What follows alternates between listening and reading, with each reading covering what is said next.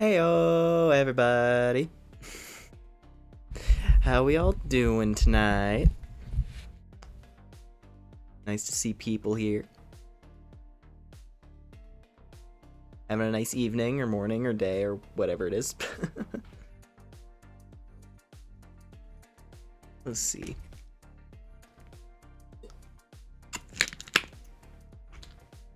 Sorry, I had to take a sip of water there.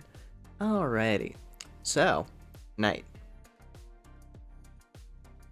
Tonight, we continue Dragon Quest with a particular thing that I'm excited to share with you all.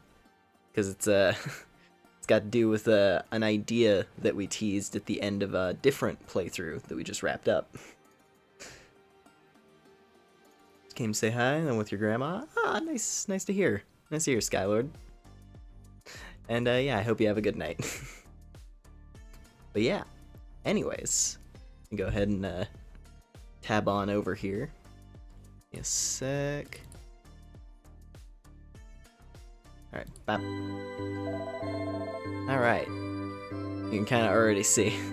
You kind of already see what the deal is. But,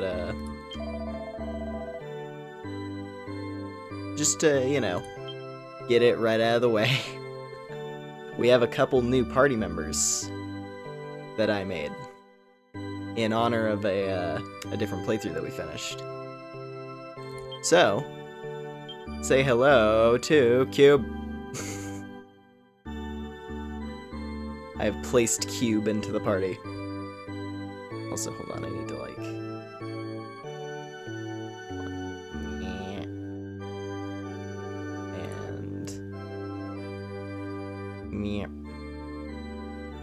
There we go. That's better. I felt almost a little too tiny down in the corner there. Anyway, Cube. Cube has been inserted from Princess Maker into this game. And I made him as a minstrel, because I feel like that's a appropriate class for him. He's dressed up all snazzy, like he is in the other game. Gave him a sword, because I feel like that's, you know, appropriate.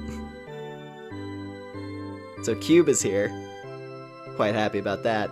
But more importantly, because Cube is all cool, you know, Cube's cool, right? I tried my best to recreate him here with the options I had available. But the real star of the show is... Yulia! She's here. I have inserted the Space Daughter into the party. She is ready for action. I'm very excited. I'm very happy to have her on the team. And yeah, I made her a mage, which, you know, of course she's a mage. She was the god of magic. So, yeah. Those are our new party members. And they're going to be joining us tonight. And honestly, probably for the rest of the playthrough, because they're kind of my favorites now. And I mean, we gotta have them as a tag team. They're a power couple. Yeah, they can't be separate. Exactly, cringe. They need to be on the party at the same time, always. But yeah. So those are gonna be our team members. And then I put Femboy back on the team. He was eager to get some action after being down resting for the last leg of the journey. And in particular, he's coming back packing some serious heat. Because he is wielding a trident. The trident is a weapon that is drastically more powerful than the spear he was wielding before. Because previously he had the steel lance. You can already see the number comparison there.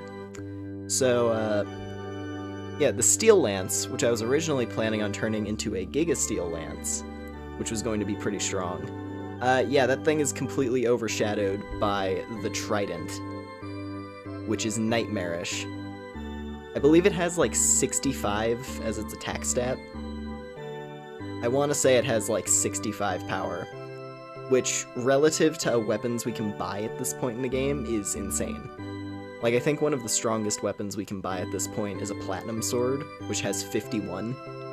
So this thing is like a whole whopping like 10-15 points higher than one of the best weapons we can buy at the moment. So yeah, he's ready for action. Although I didn't really upgrade his armor too much. But yeah, otherwise ready to go. And then I'm, you know, doing the same thing I'm usually doing. However, because, you know, I had to grind out some levels, right? I had to grind out some levels to get Cube and Yulia up to speed, so that they could join us for this part of the adventure. And, well, let's just say I went ahead and unlocked the Ranger class. I did the side quest to get the Ranger unlocked, and in the process of unlocking the Ranger, I got 42 skill points, because I was leveling Ranger as I was leveling up Cube and Yulia to keep myself from over-leveling in other classes. But what that has resulted in is now, I can max out my force stat,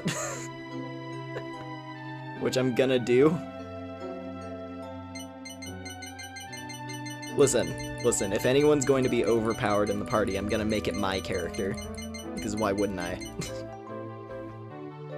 I had exactly enough after grinding out levels with Cube and Yulia to get force up to 100, which is great. Because yeah, having that maxed out, first of all, you can see what the remaining buffs are. Our magical might goes up, which is nice.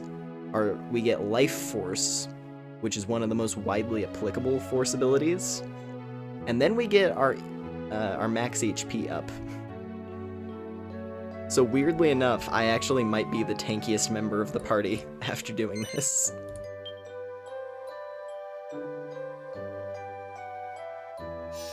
And yeah, we become a Boreal Brigadier, a Geo General, and then a Star Marshal. Nice. I like the final title on that one a lot. But yeah, I have yet to invest any of Cube or Yulia's points. And I'm thinking, at the very least for Cube, I kind of just want to level up his sword skills. I feel like having someone who's good with swords is just generally really helpful in Dragon Quest, because swords are a pretty popular weapon type. It's also quite common. And don't really want to mess around with shields. He just has a shield for the extra defense.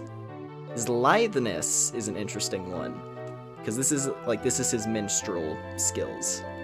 This is his clown abilities. And he does get some really nice buffs from this one. And in particular, one of my favorite abilities in the game is down this line. So I think I might actually level that. Yeah, actually I will do that. Because I am thinking I want Cube to play a more supportive role. I just think that, you know, that's appropriate for him. He's a butler.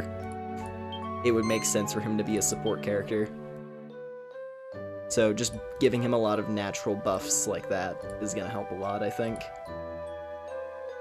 Also, by having his charm increased, there's a very high chance that when enemies go to attack him, they're just going to be stunned by how handsome he is and be unable to do anything.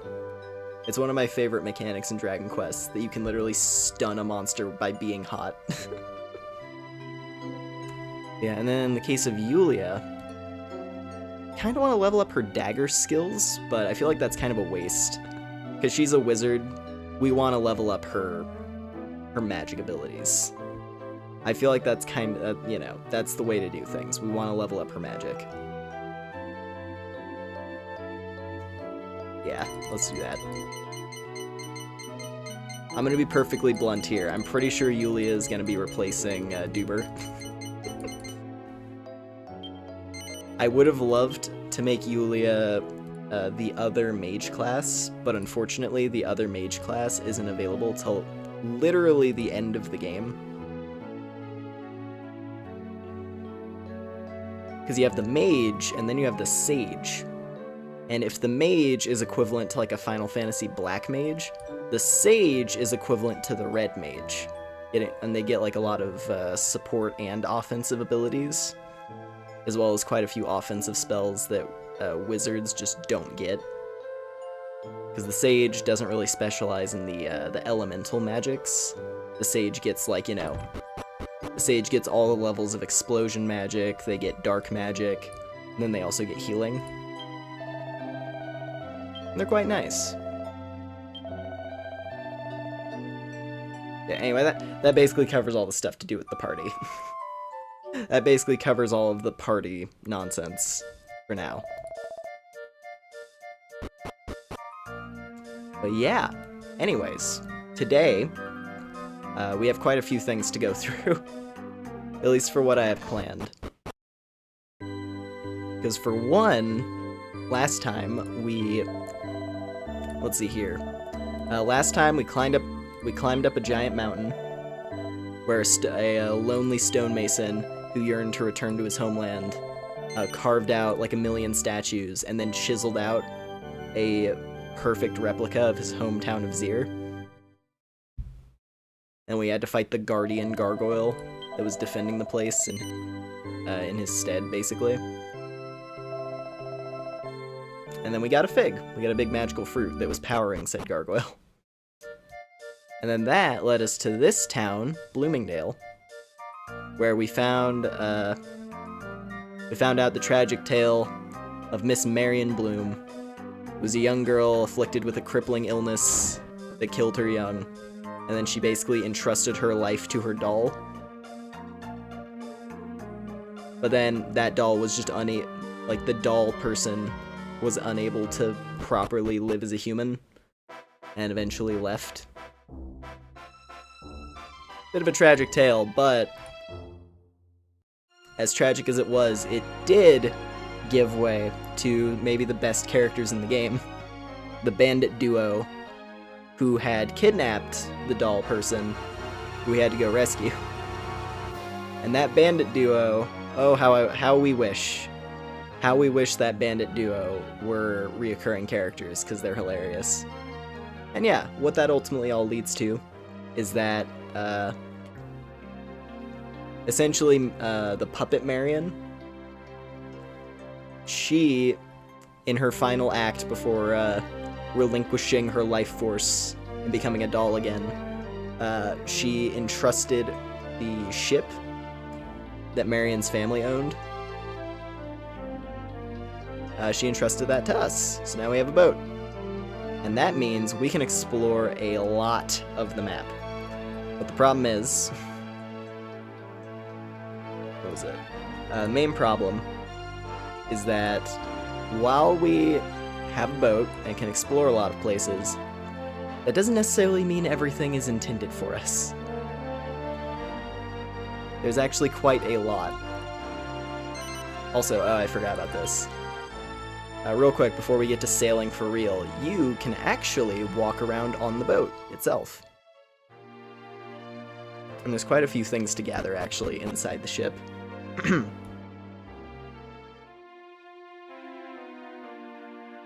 As you can see, it's a nice place in here, actually. Basically a giant hotel floating around on the ocean. And yeah, you can actually gather up loot inside your ship, which is pretty fun. I believe this is kind of irrelevant to me, because I have, you know, the strategy guide. But this thing here, there's a book called On the Crest of a Wave. Seashells and crimson coral can often be found on the beach. Why not take a seaside stroll to see what you can see? So this is where you would normally get the recipe for the trident, which I already made for Femboy, of course, but yeah, you learn how to make a whole bunch of aquatic recipes on the ship that are quite good.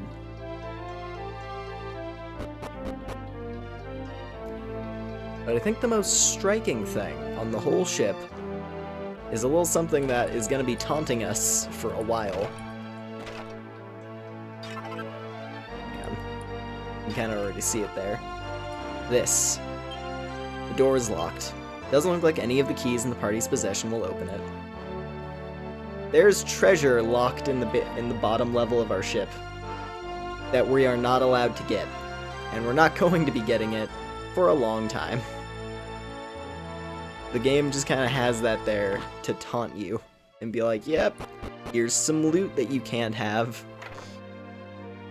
But granted, it's not the only instance of something like that. It's just something we'll have to remember for later, once we have the key that opens that thing. But yeah, no, it's cool. It's nice. Also, oh yeah, the captain's quarters, can't forget. Captain's quarters is very fancy. I'm quite fond of it. Got this giant chair, this map, these huge books. It's pretty cool. I wish I could hop in the chair and sit there. But yeah. Let's see. So anyway, we're gonna be sailing around for a little bit. I'm gonna actually... I have to think about this.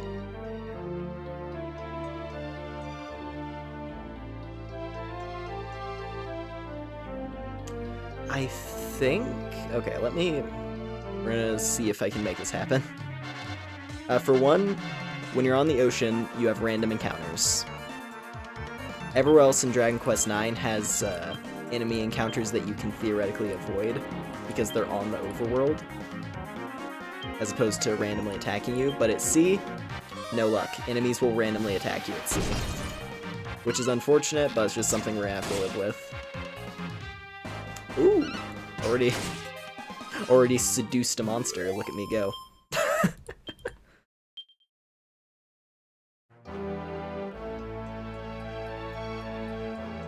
Yeah, I'm gonna try to show a couple interesting things that we can sail to at the moment. Not literally everything. As you can see, it's a pretty large map. Like, all the little red icons are the dungeons that we've been to so far. So, essentially, more or less, let's see here. You all can't see my map, or my mouse, unfortunately. I wish you could all see my mouse, because I would be, like, pointing to stuff. Like, you can see the area on the top left. That section, that, like, sort of area of the continent on the top left that has all the glowing yellow dots. That was where we started the game.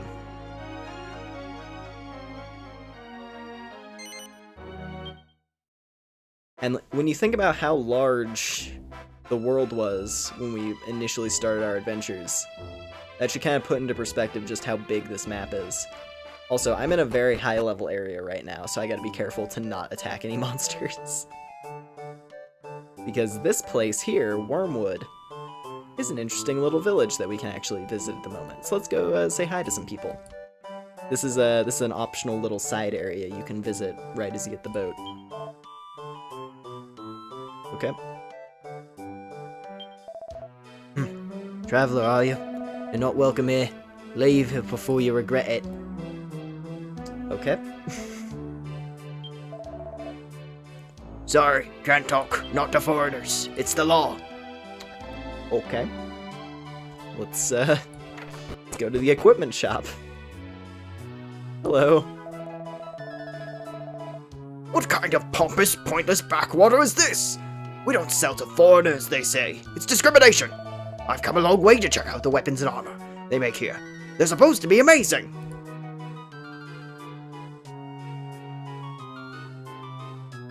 Okay. Well, I guess they're not selling, but there are some treasure chests here for us to grab at least. With a mini medal. Ooh, okay, that actually... We're gonna have to make a slight detour. We're gonna have to make a little bit of a detour, because that mini medal just unlocked something very, very nice that I want to give to one of our current party members. We're just closing up. Bad luck. What about you? I can't sell anything to foreigners, I'm afraid. Sorry, but that's village regulations. You might as well leave now. Just had to mess with my audio mixer. It said my browser would be ridiculously quiet. I see. Yeah, I was kind of wondering if everyone just kind of showed up to say hi and then went to sleep. Because I was like, chat's a little bit quiet, but it's fine.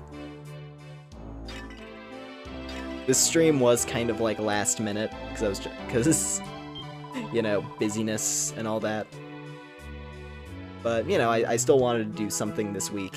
And I was like, well, if I don't do something tonight, then it's going to be kind of a dead week. Anyway. Let's see here. All the grown-ups say we're not allowed to talk to strangers. Oh no, I just did, didn't I? Oi, what do you think you're doing trampling over my fields, cubber? Mongrel foreigners, they're all the same.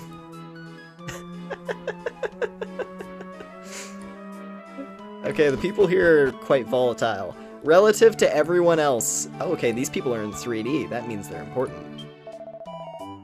I'm Standoffish, the mayor of Wormwood Creek. Round here, we know that foreigners only bring bad luck with them.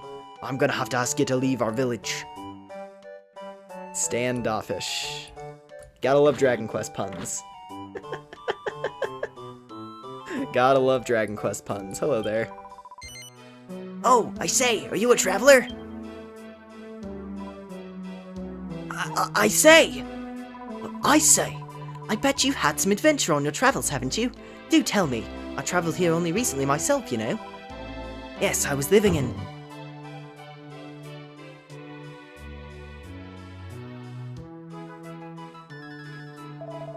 How many times have I warned you about yakking to strangers? But, Uncle Stan, Don't butt me, you little runt. That's Mayor Duffish to you. Sorry, Mayor. Alright, well clearly we're not gonna get anywhere with this place for right now. I'll be here just vibing. That's all good, that's all good.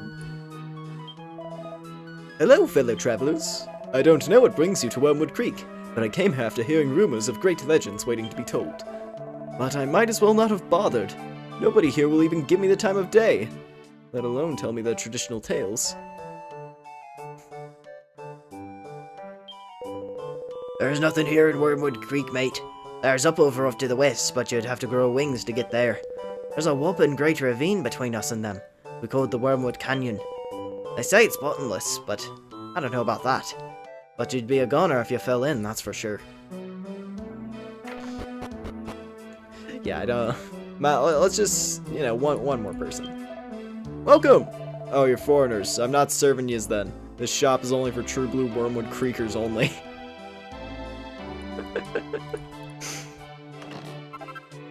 Yeah, this place is not for us. For the moment, this place is not for us. We'll have to, I don't know, prove ourselves or, I don't know, something. Oh, hello there.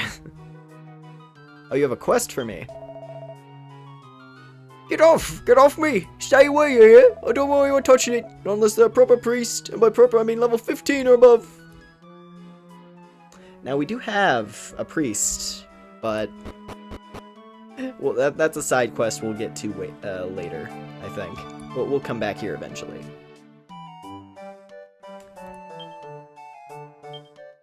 Yeah, real quick, because we did get that mini medal, I'm actually going to swing over to Dower Bridge. Because Dower Bridge has the mini medal guy. And I do believe we were one away.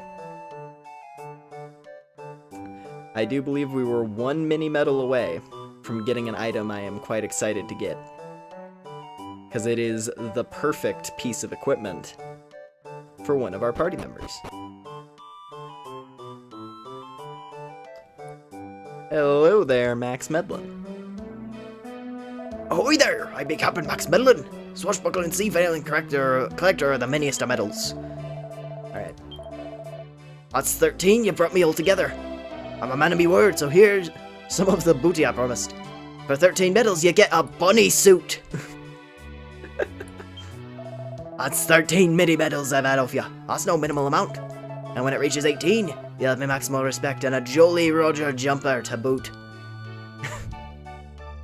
So we have a bunny suit now.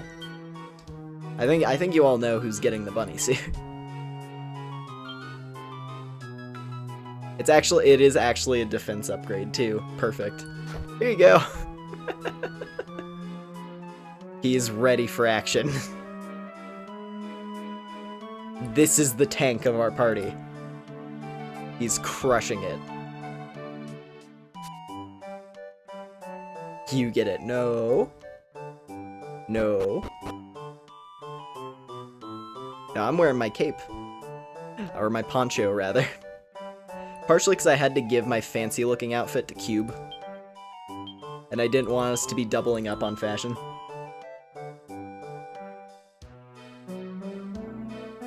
Alrighty.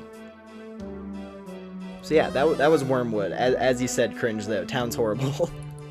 It's not exactly a welcoming place. Everywhere we've been to on our journey so far has been somewhat welcoming. Not Wormwood. Wormwood does not care. But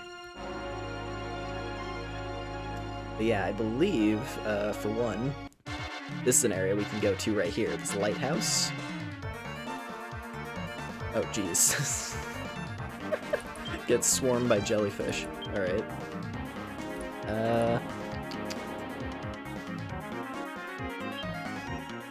Let's just slow them all down, because we're gonna have to whittle away at this group.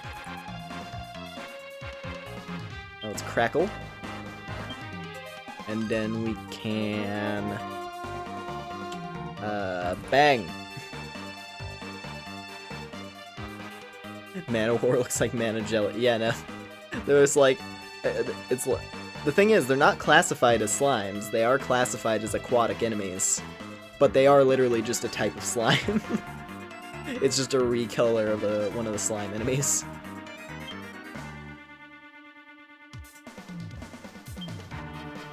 And let's see, Femboy doesn't have any AoE, so we'll just have him swing.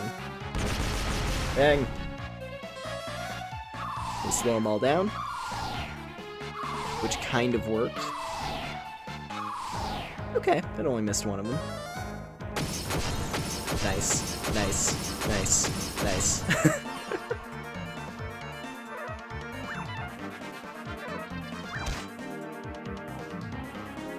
Alright, let's see it. Oh yeah, that's what I like to see, okay. I've been excited to see how much damage Femboy can do. That's 90. Granted, that was also with effective damage, because the Trident is good. It's like specifically better against aquatic enemies. But still, 90 damage is nice.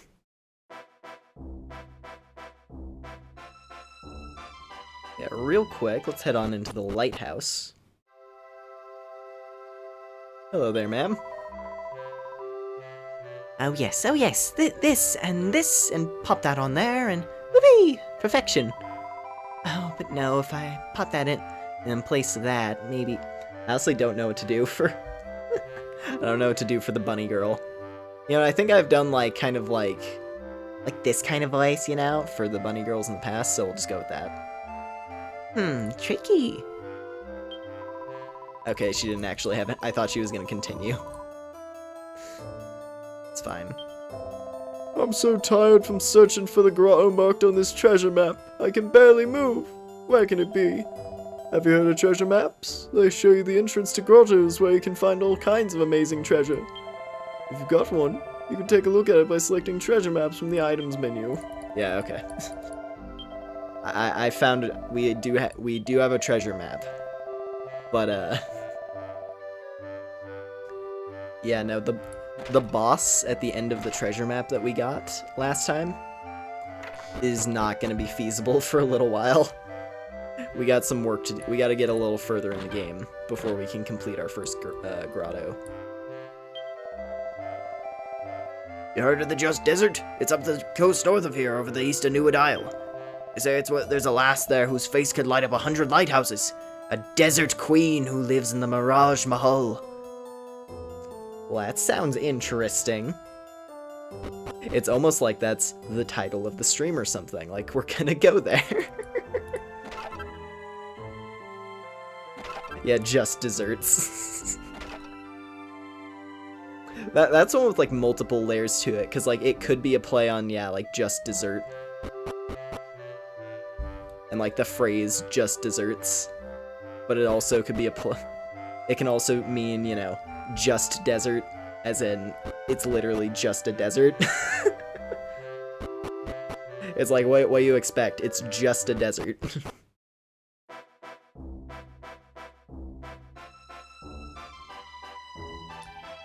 But yeah. But yeah, those are some directions that I like the sound of. They said there's a lass there with a face who can light up 100 lighthouses, eh? Okay. Okay. Don't have to tell me twice. Jeez, I just noticed my look at my HP.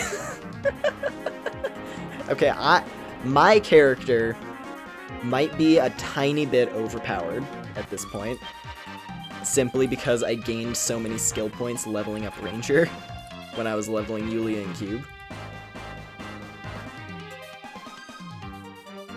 I might be a tiny bit overleveled, but I don't care, it's my video game.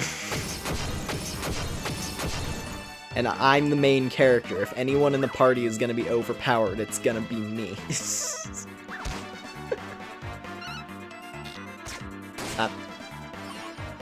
And besides, I'm playing as a support class, so it's not like I'm that busted.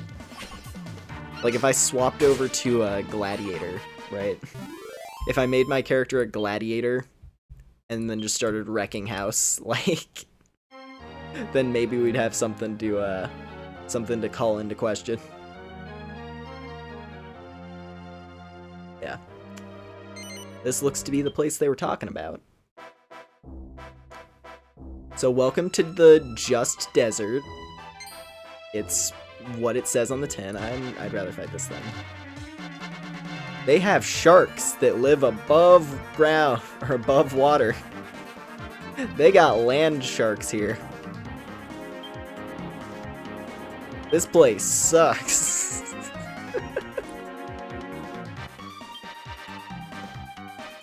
Let's see. What would they be weak to? I assume water. Or ice. That makes sense. It's about, like, use ice against the desert creatures. That's the logic that Monster Hunter follows, so I'm just gonna play with that. Let's power up Femboy, Cube, King, Crackle. Oh wait, they're all separate. Damn. Unfortunate. Then we'll have Cube crack one of them. Have Yulia use Bang. And then we'll have Femboy go for a stab. Okay, they're not too strong. Femboy ate that hit like it was nothing. Uh-oh. Okay, that wasn't too bad either. Although when they gang up on her, it's not great. Don't hit my daughter. I don't appreciate it. Jeez. Well, it's good to know that we're at the power level we should be at. It's good to know that we seem to be correctly geared and leveled for this area.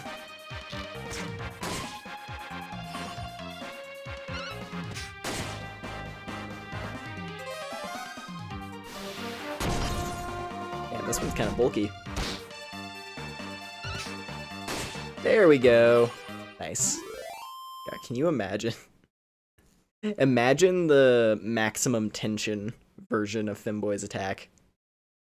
Imagine Femboy with max tension hitting a strike with that weapon. Like, he could easily probably breach 500 at this point per hit with that kind of power. That's what I'm hoping.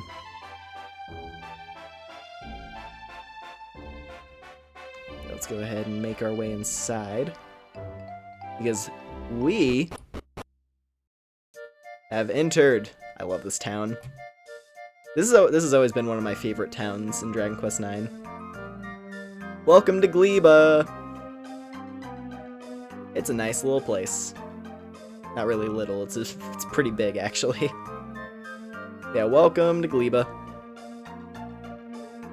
Gleba has a lot of fancy things that, unfortunately, because I did not farm money that much, I did not exactly do the grinding that would give me a ton of gold.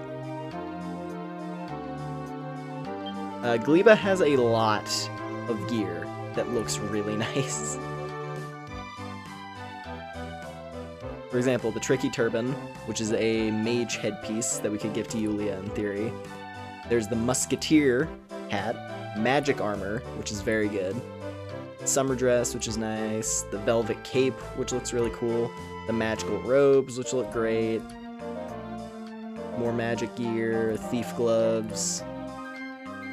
Oh, the wizard pants! Those would actually be really good for Yulia, but it's fine. Oh, hey, my pants. There we go. I actually might invest in those. I kinda want those, actually. Those are the pants that are meant for my class. Also, red tights, which are a very good general purpose leg piece. The sneakers, which are thief shoes. A lot of good gear there. But then, perhaps even more importantly, we have the weapon shop. And this guy has some really good gear. Got the platinum sword, the bandit blade, the battle fork, which is irrelevant, as is the sandstorm spear. But the assassin's dagger, very powerful. Oh, and I guess the falcon earring, which is kind of neat, but there's another weapon similar that's better. Water wand, the lightning staff, which is really good. The chain whip, also quite good. The iron whip, good. We have the driller pillar as a new staff weapon. There's also the hand drills, which is a really funny claw weapon. And then we have the foul fan. Quite good, quite good. The battle axe, the first axe upgrade we've come across in a long while, same with the hammer. As well as the cruiserang, which is a really cool looking boomerang, actually.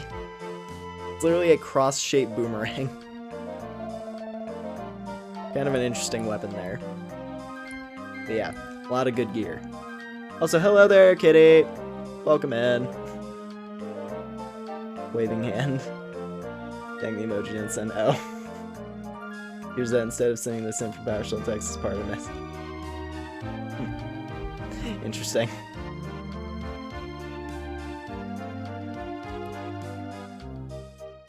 Anyway, yeah, thanks for dropping by, kitty. I appreciate it. Yeah, let's poke around this town for a bit. This just reminding me now of... This reminded me of the desert city from, what was it, Dragon Quest XI? Wasn't it? I remember Dragon Quest XI had a really cool looking desert area. Jeez, how expensive it is here. But we will rest.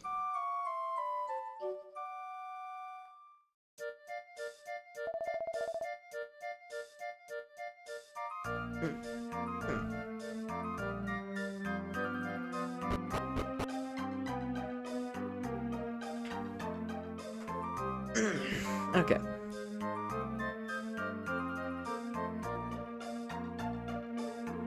Now I will say, I think one of the things I am the most excited about upon reaching this town is that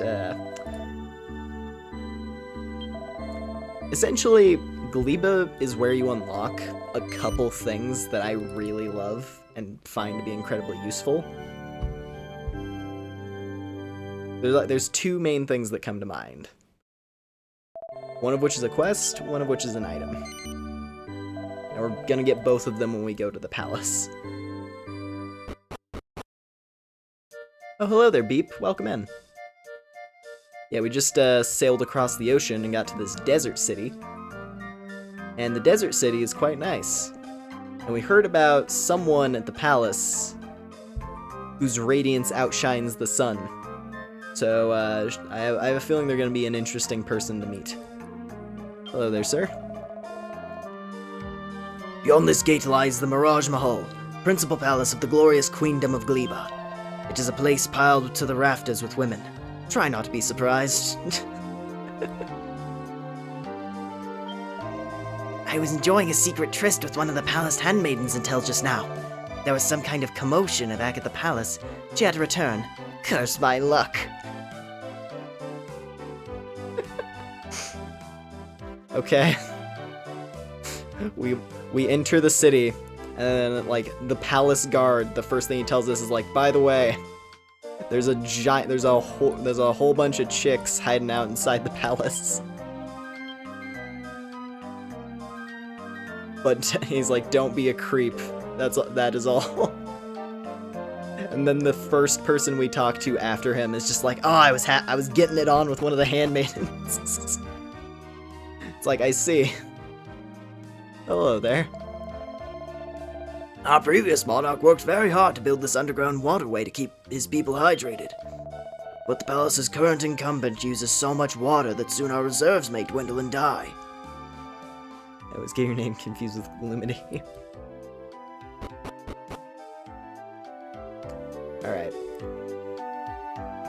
Well, I'm kind of jostling to get inside the palace now. Now, let's poke around the town a tiny bit more. Alright, this place. I forgot about this one. Hello. I heard there were some amazing dancers here, so I came all the way from my village to see if it was true. And to study their moves. Come on, nighttime, hurry up. I want to get a good look at the Gleben girls grooving. Got this Irish lady over here. Just like, I want to see some dancing chicks. Will the evening never come? I long to see the ladies dancing in all their finery. When I departed from my home in Batsreg, far to the north, I never knew such wonders awaited me. Hello there. Do you know her? Do you know the beautiful Belinda, the newest of the dancers, do you? She's almost unbearably sweet, my most ardent admirer. I go weak at the knees when I witness her guileless purity. I wonder, can I ask something of you? Did you see your way to bringing me 3 of the feathers of the Hocus Chimera? I wish to make an adornment of them for the hair of my darling Belinda. So will you help me? I'll reward you, of course. Yeah, sure, why not?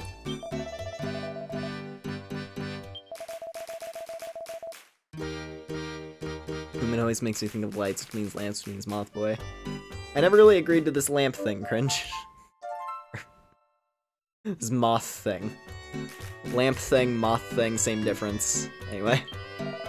I'm the proprietor of these premises. I'm currently concentrating on coaching our newest arrivals at the art of belly dance. Ah, no, that won't do at all. I know children who can do better than this. I was a starlet on this very stage myself before I bought the building. That is all ancient history now. Do not worry, child. I shan't subject you to a demonstration. So we go like this? Or is it like this? Round and round and shake and... Oh, it's no use. I'll never be able to bend my belly in such wonderful ways as the other girls do.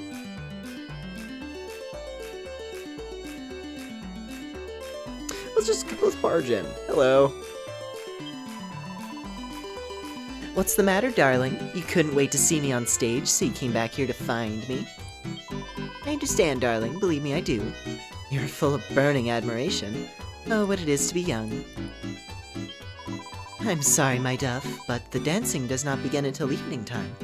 Do come back then, won't you, though? Do you know of the magnificent Duneberry? It's a rare fruit that is most beneficial for the skin. And a left, and a right, and around we go. Marvelous! These hips are ready to work their dancing wonders yet again.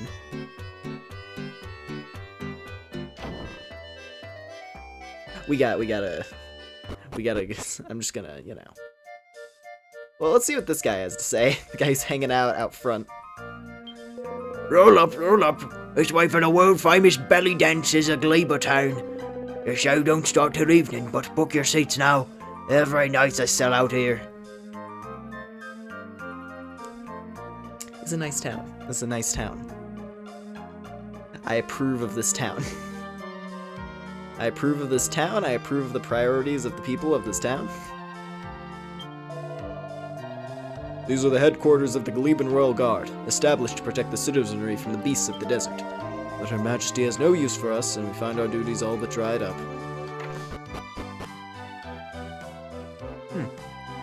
Do you guys got any loot I could steal then?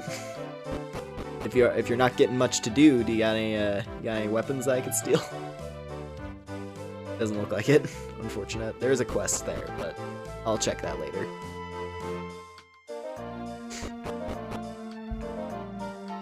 I don't want to fill my, I don't want to accidentally fill my quest list and I have to, like, cancel something to have to go pick it up later.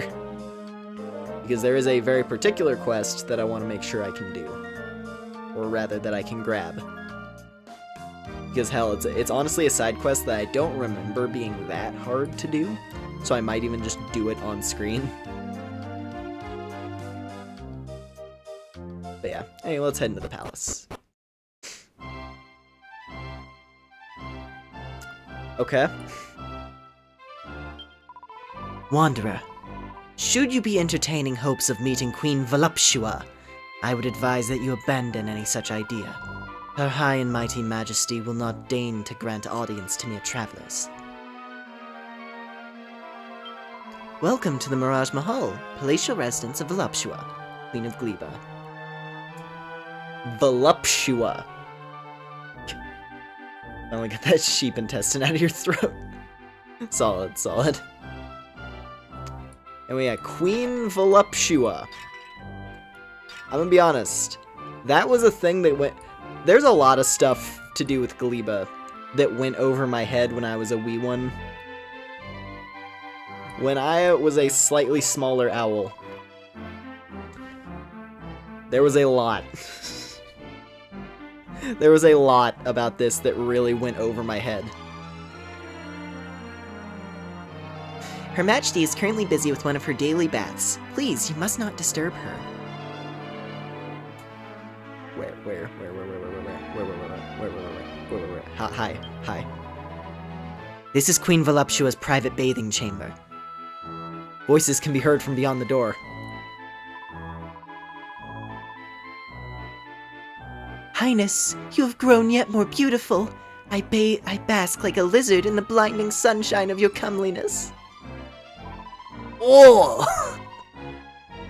Sugoi! Alright. Thus does our monarch spend her days bathing in water and in compliments also. You are, of course, forbidden to enter. Your Dryness! Drac! Where are you? Oh my, I foolishly allowed Her Majesty's most beloved pet to escape. Whatever am I to do? They named her Queen Thick. Yes, they did name her Queen Thick. Oh, hello there. Our previous queen, Aqueous, the Hydrator. God. This was another thing that went over my head. Our King Aqueous, the Hydrator. I wish I was better at puns when I was a kid, so I actually could have known what these were going for back in the day. Because I love Dragon Quest puns. They're so stupid. Dragon Quest puns are the best. To improve the lives of his people, he built the waterways and strengthened our armed forces to ward off monsters. But his daughter, Queen Voluptua, merely fritters her days away in decadence and cares nothing for her father's legacy. Whatever will become of the glorious kingdom of Gleba? They were gambling with that name. I have to wonder, like, who chose that name? Like, what? Like, were the king and queen just, like, looking at their daughter? And, like, they were just, like...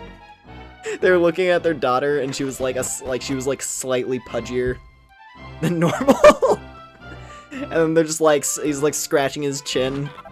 And then, like, and then, like, the king and the queen, like, look back and forth at each other a couple times, and they're just like, Voluptua. Or did she take on that name eventually? Like, was that a nickname that she just kind of embraced? Because she was that full of herself, where she's like, damn right, I'm Voluptua. Actually, that's even funnier. I think that's even funnier. That she got the nickname Voluptua from someone, and then she just went all in on it, like, hell yeah, I'm Voluptua.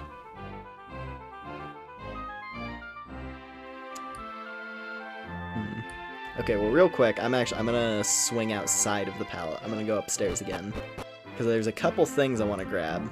For one, you can see that chest right there, which is vitally important. But besides that, we have this person. Hello. Paladins are proud knights who don hardy armor in order to devote their lives to the protection of their beloved comrades. Only holy knights such as ourselves can master sacred virtues such as forbearance and selflessness. It seems you meet the necessary requirements for paladinship. Well met. I'm Brunhild, paladin and proud. Brunhild. Maybe I should lean more like... Nah, I was gonna I can't do like a Scandinavian sounding voice.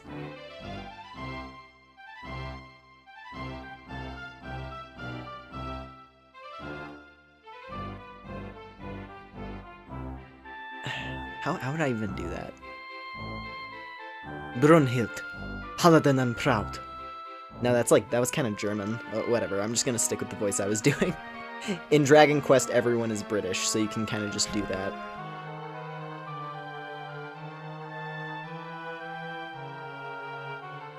Like, in Dragon Quest, everyone is either British or just aggressively flamboyant.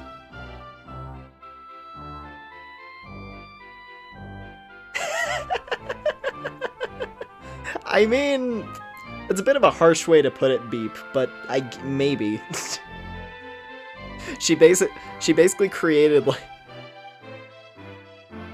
The queen basically got, like, a harem of maidens who aren't really a harem, because they're not, like, wives. But they are, like, lavishing her with compliments. Like, she has an army of simps, that's what it is.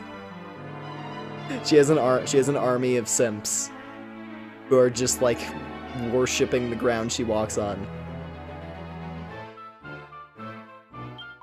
Anyway, Brunhild.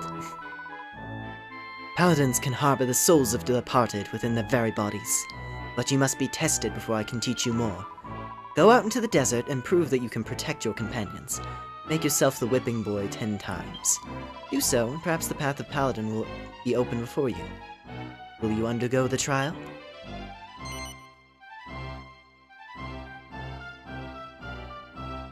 This is actually a stupidly easy one.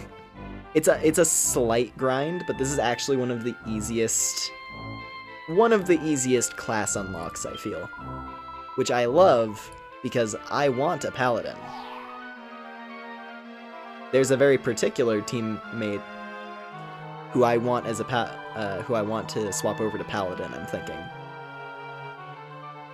Hey, Brunhild, you're not thinking of making this weed a paladin, or this weed? You're not thinking of making this weed a paladin, are you? Have you lost your mind? I've warned you about showing yourself without permission, Willow.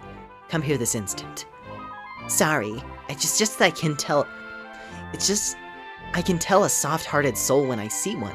Don't blame me when you get let down again. What you saw then was one of the souls I command. An insolent one, but an excellent one. And a fine companion. I wonder what manner of soul you will command. I look forward to finding out. Guess what Kushjalem translates to cake. Oh. That's a very fancy word for cake. Queen Thick has an army of lesbian simps. Yes, that's basically what it is. I don't know, this is a really fun chapter of the game. I've been looking forward to Gleba. I really, really like Gleba. It's one of those things where, like, looking back on it, I really appreciate this part of the story way more, because of just how unabashedly, or unashamedly, what it is. This is a part of the story where Queen Thick is draining her people's water supply so that she can take baths and then have her army of female Sims compliment her all day. Also, that's the big thing that I've been looking forward to. So what we just got is the magic key. Key capable of opening locks protected by magic seals. Now, this doesn't open every lock. There are still a lot of locks that we have to deal with. But dude, there's a couple quick detour, since we just got the magic key. This is gonna be a stream where we're kind of going all over the place and getting a bunch of stuff done. Because Gleba is where you unlock several things that I really like. Because we just got the Paladin quest, which is very good. and I want to do it. But then also, we just got the magic key. And the magic key can be used to open... Hold on a sec. These doors. These purple doors are now accessible. And they lead to a couple treasures that are quite nice. For one, the spiked armor, which I don't know if anyone in our current lineup can wear it. I think I might save the spiked armor for Power Link. Because I can't take Femboy out of the bunny suit.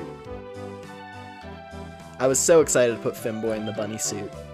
And while the spiked armor, as you can see, is quite good, it doesn't quite have the same pizzazz as the bunny suit. It's really good armor.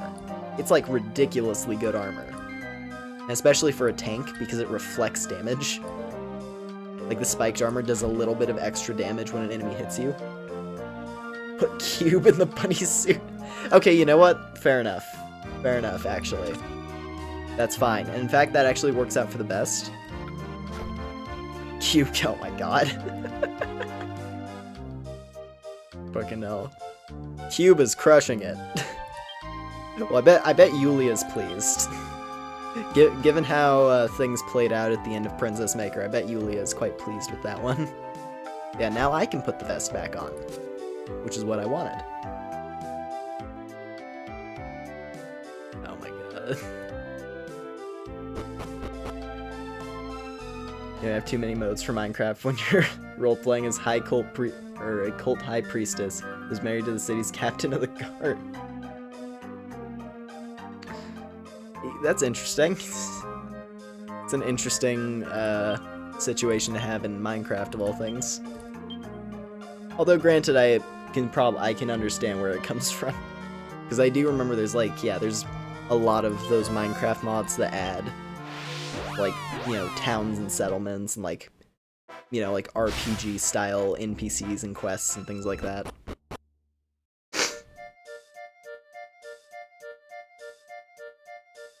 Let's see. I don't remember where any other magic doors are located besides the one here. I might have to check that just to see where I can make use of the magic key. Yeah, at the very least, there is this room, which has some gold. Okay. Whole bunch of pots that also have gold.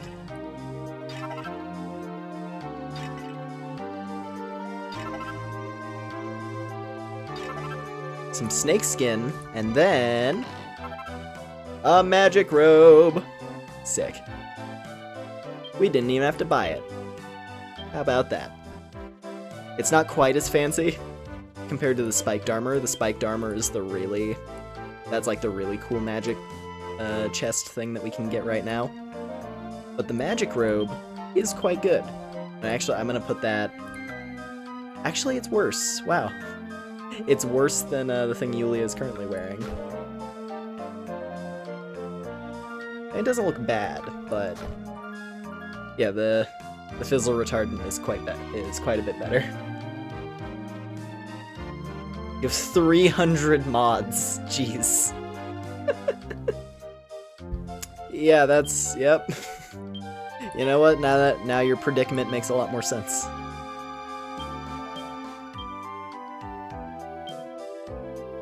Let's see. All right.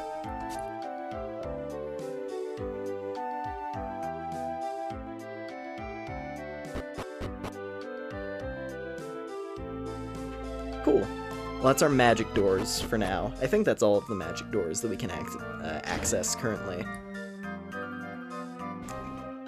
Let me consult the strategy guide real quick.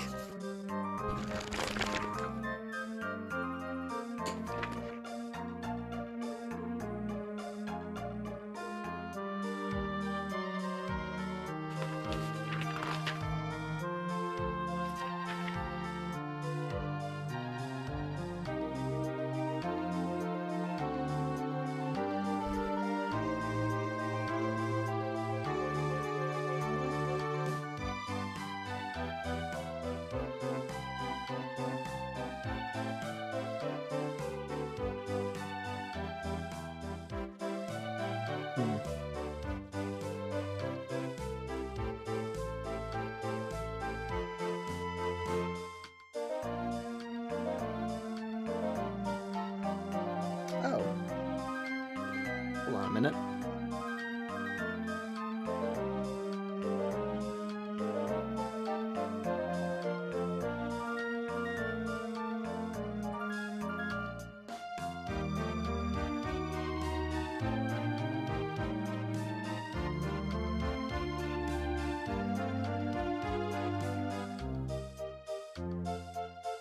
Oh, that's a magic door I actually didn't even know about, and it's quite helpful. Hold on. I think this is the last magic door I can access for the moment. So let's go back to Zir.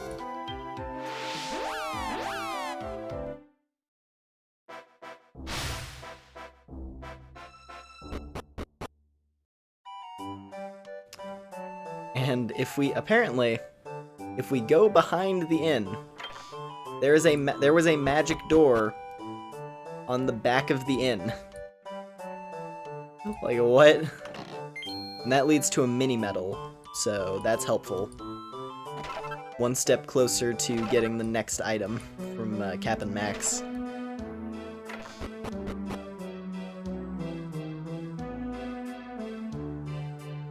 Okay, cool. Also, you know what, while we're here, a little bit distracted, a little bit on a tangent, but it's okay, because I want to test something.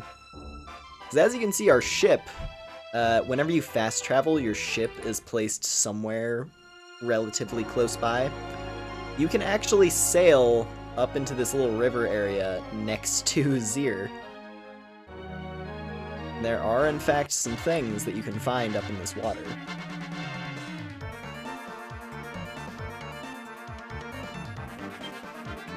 And they are things that would normally be inaccessible.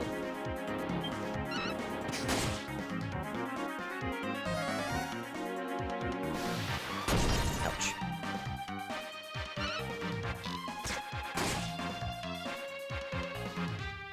You get it, Cube? It's gonna be weird seeing him in the bunny suit, but you know what? It kind of works. It's not completely out of character for him to have the bunny suit. I do think the vest he was wearing is probably the best, like the most appropriate item he can have. Oh, hello there. Almighty, mortals in a place such like this, praises be. This pathetic shaman is at your service. Once I sinned with passion. My favorite way is to put upon the nice equipment of mortal warriors cumbersome curses. But the fun of this failed to continue, and resultantly I repaired my ways. Now I make great pains here to perform the austerities that become a priest of the Almighty necessifies.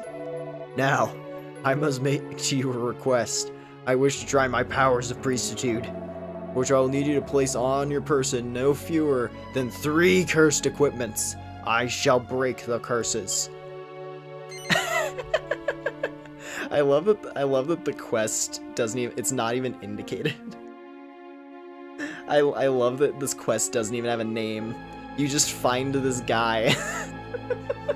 You just find this monster mage sitting inside this random building. He's like, hey, put on some cursed stuff.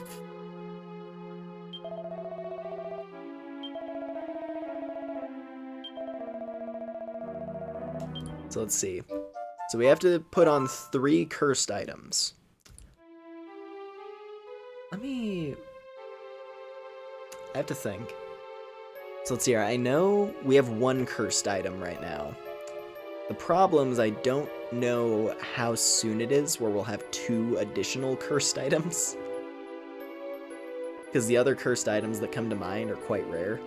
Or they're at least not things you're going to come by anytime soon. Let me think.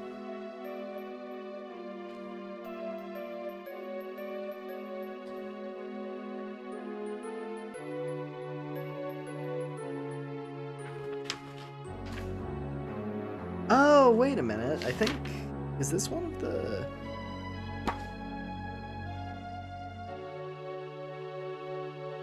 Oh, I see. That makes more sense. So this is actually... there was a particular thing that I used to make DLC quests accessible to us. This is a DLC quest. The nice thing about Dragon Quest IX is while its online system is down, there is technically an action replay code that allows you to access DLC quests. So that's nice. That's actually quite helpful.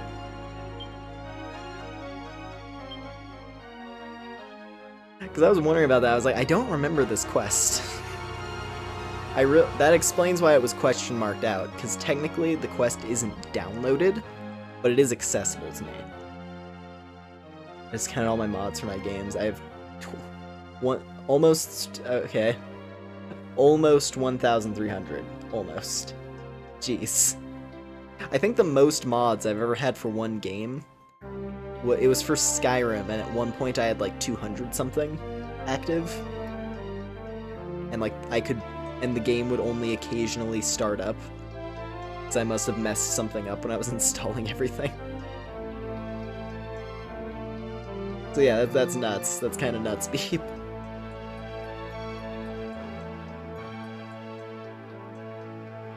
Let's see. Yeah, let me go back to Beep now.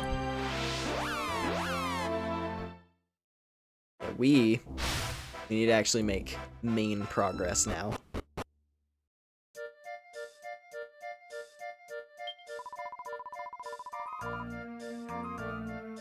Actually, you know what? Idea. Before we go and progress things with Queen Voluptua, we got some work to do.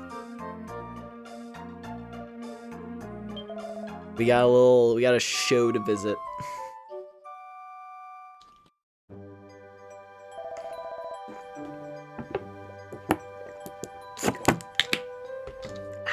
Okay.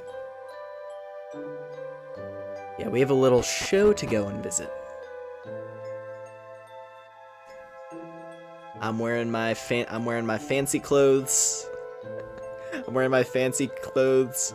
Cube is in a bunny suit. And Mocha is honestly kind of... She's basically wearing a belly dancer outfit, so she'll fit right in.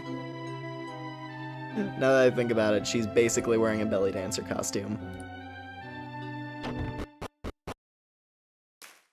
Let's go! We're at the club. Excellent, excellent. The girls are dancing above a desert storm once again.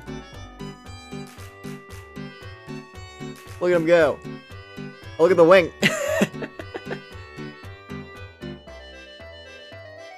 I love that they have that little detail in there, that she does a little wink.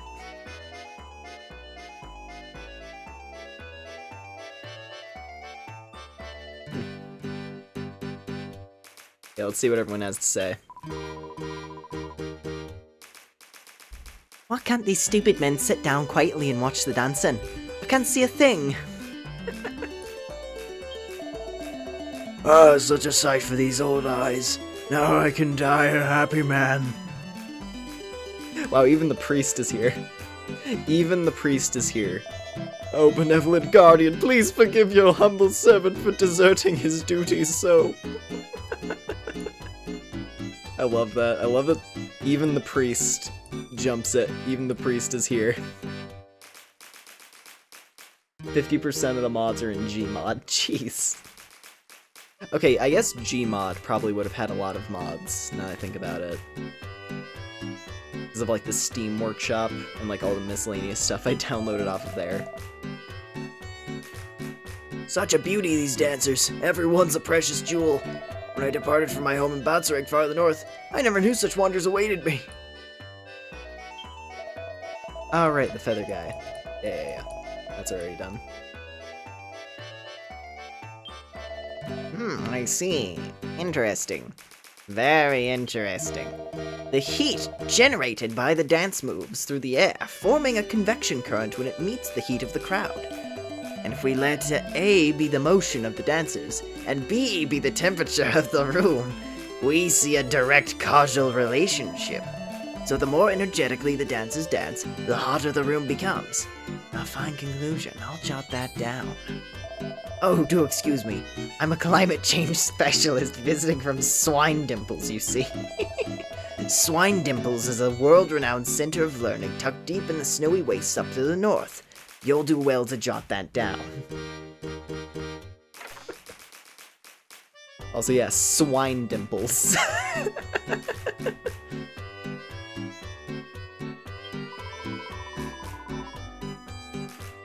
Let's see here, Duneberry girl. Hello there. I'm still in training, so my job is to wait here with the towel for the girls when they come off stage. And then I have to wipe off the sweat that has accumulated about their persons. It's not so bad. Honestly. She literally, her job is to dab the sweat off of a bunch of hot dancer girls. This town, man. Everything to do with Gleba is just like, what? Oh, we have a ghost here. Hello there, sir. Oh, you can see me. Let me tell you a secret. At the heart of the palace are some luxurious baths reserved for use of the Queen Voluptua and her handmaidens. Only my beautiful queen is allowed to use them, and quite rightly so. This town is horny.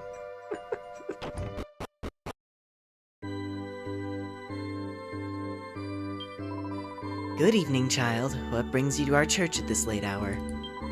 Confess all you've done for the Almighty, child. I also love that it's a fun detail as well, where it's like, during the day, the priest is here, but at night, it's the nun. Because the priest the priest is off at the dance club, watching the belly dancers.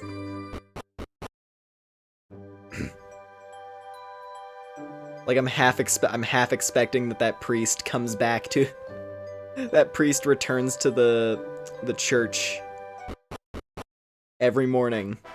Every morning he returns to the church and sings Hellfire. He walks in through the door and says, God have mercy on me.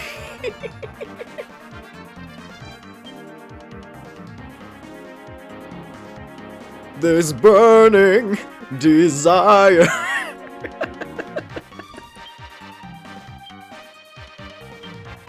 Alright. Let me go ahead and have...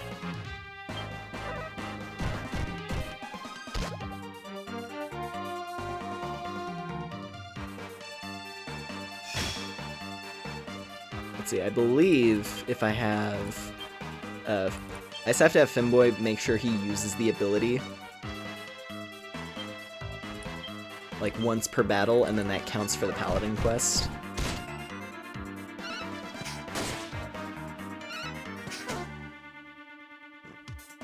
Oh, man.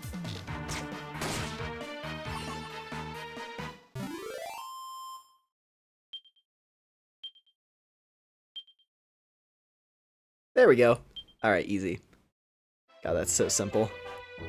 I love how simple the Paladin quest is. It's the best. It's so helpful. Especially after doing the Ranger quest. Because the Ranger quest is literally... It requires, like, 3 steps of setup. That require you to specifically level specific classes in order for it to be realistically feasible. Because, like, in the case of the Ranger, it's like, hey, you have to use a poison skill on the dagger. You have to use a poison skill, which is only available on the or specifically the dagger poison skill, to poison a Hocus Chimera, which Hocus Chimeras learn mid-heal. So you have to kill an enemy that can heal itself with a very low damage poison tick. It's the worst. It's actually the worst.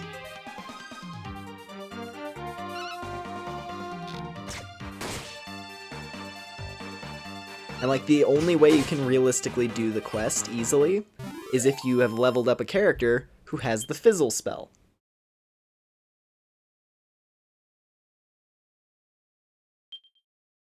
So it's like you have to very specifically have a character who can fizzle out the Hocus Chimera. And then also you have to be patient and wait for them to die of poison.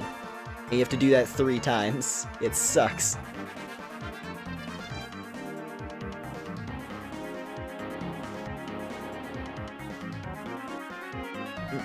Awesome.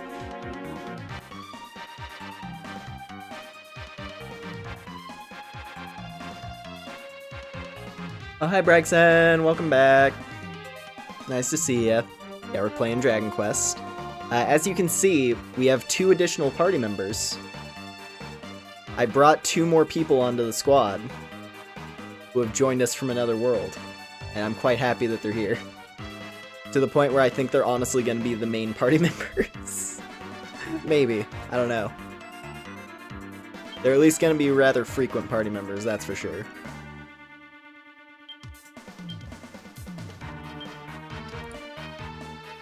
Let's see here, let's crackle. And then we will shebang. And we will defend. Yeah.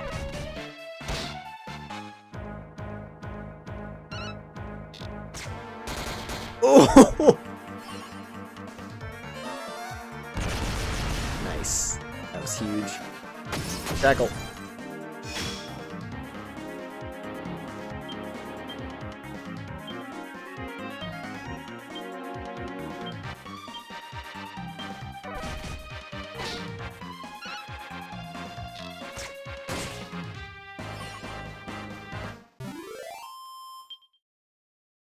Astolfo's a femboy paladin. Found your new D&D character. That's a part of why I really want to unlock the paladin class, so that I can make femboy into a paladin. Not only is he already the tank for the party, it would just make sense.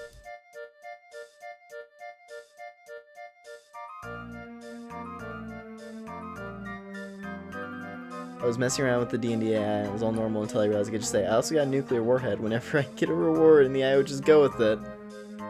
Yeah, that's basically how AI things operate. They kind of just let you do whatever. Anyway, to basically cover what we've been doing so far, we sailed across the ocean to the Desert Kingdom, the extremely spicy Desert Kingdom, ruled over by Queen Thick and her legion of lesbian simps. And we're basically trying to figure out what the deal is with this place. Welcome to Queen Voluptua's palace. We're all searching for Her Majesty's most beloved pet lizard, who has unfortunately escaped. He's never run off like this before. I wonder what could have happened.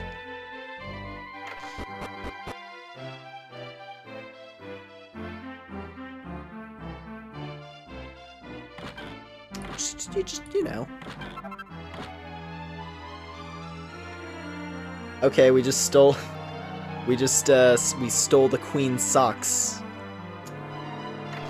Nice. we stole the queen's knee socks.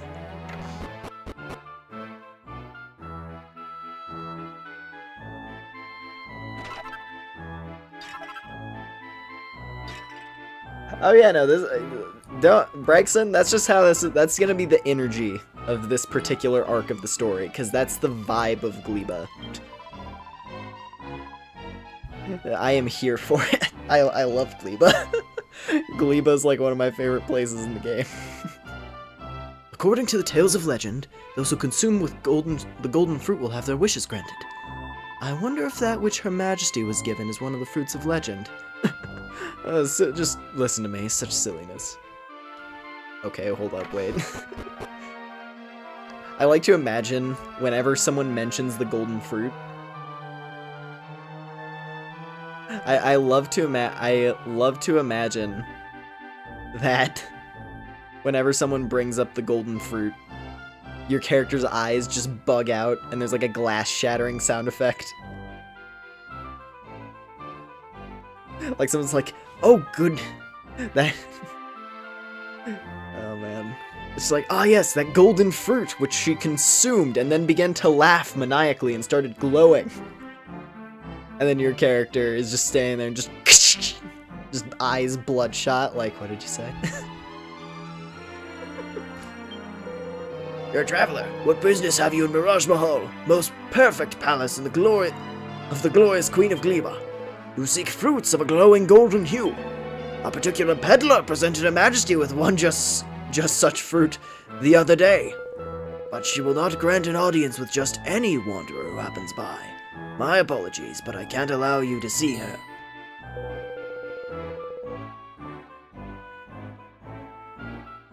There's like Stella with the tree.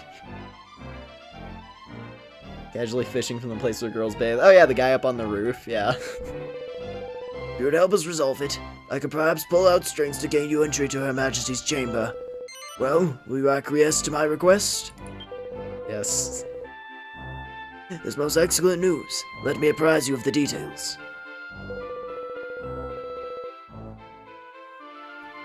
That muddle-headed maiden Missley. Is that a pun? I don't know if that's a pun.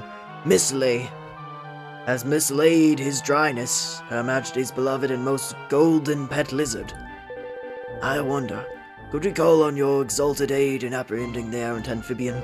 It's not an amphibian, it's a lizard, unless it's a salamander. If it's a salamander, then well, I guess more power to you. But you said it's dry. Whatever, I'm not gonna... There's no use arguing with this clearly not real lizard fan. Missley is searching the corridors of the floor below us. Should you wish to help with the hunt, perhaps you could speak with her.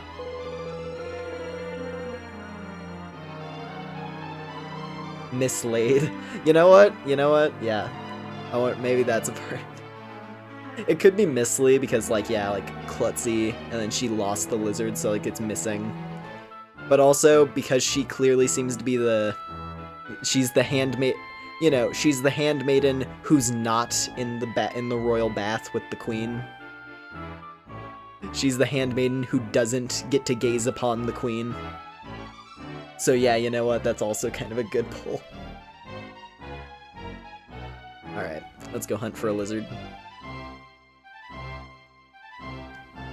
We are on a lizard hunt. Also, you know what? You know what, Brexon? You know what, Brexon? That actually reminds me. Oh, okay. I thought Stella was going to have some fun flavor text for the area of the game we're at. Let me check a couple times. Okay, here we go. Why do we always get lumbered with these stupid errands? Lizard hunting? Don't I know who the flap I am?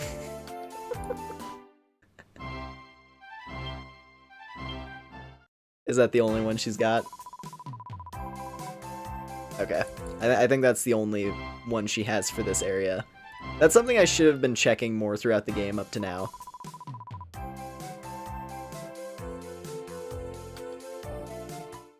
Cause yeah, cause Stella has her little, like... She has, like, little bits of flavor text.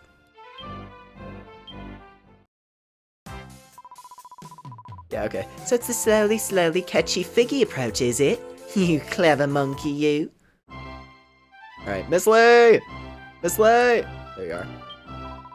Your dryness! Drac! Where are you? What am I to do? It's all my fault. Do you need something? I'm afraid I'm a little busy with the hunt for his dryness, Her Majesty's most beloved pet lizard. I'm sorry, am I the maiden Missley? Who mislaid? Oh, mislaid. Yeah, okay, so it was, yeah. It is literally mislaid. Am I the maiden Missley who mislaid Her Majesty's lizard? Well, yes, I am. Do you have some business with me? Wish to help the hunt for his dryness? Oh, that's wonderful. Thank you so much.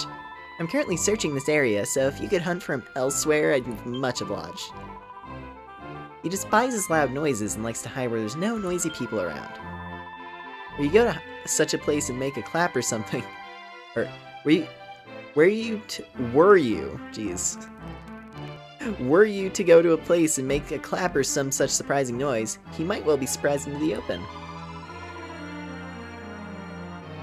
I cannot thank you enough for helping in the hunt. You're truly kind. Yeah, I still... This is Queen Voluptua's private bathing chamber. Voices can be heard behind the door. you have like this Amazonian warrior lady standing there blocking the door, and then As she's there standing at the door, your character runs up and like just slams their ear against the wall and is just listening, like one eye shut. Highness, you've grown yet more beautiful. I bask like a lizard in the blinding sunshine of your comeliness.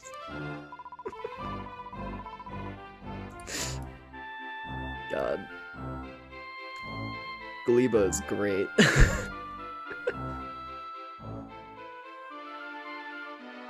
Alright. Let's go hunt for this lizard. I know where I remember where the lizard's at. Thankfully, which is gonna speed this up.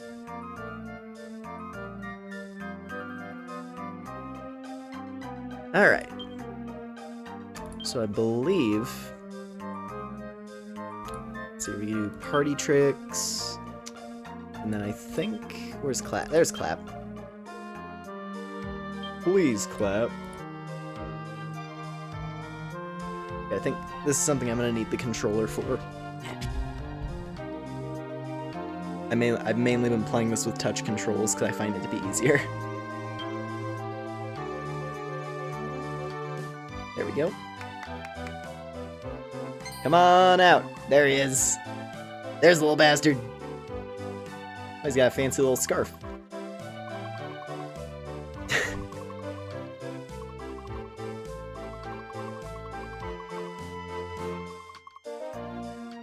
I love how you have normal puzzles and then randomly a single puzzle requires emotes. I mean, there was the... Oh.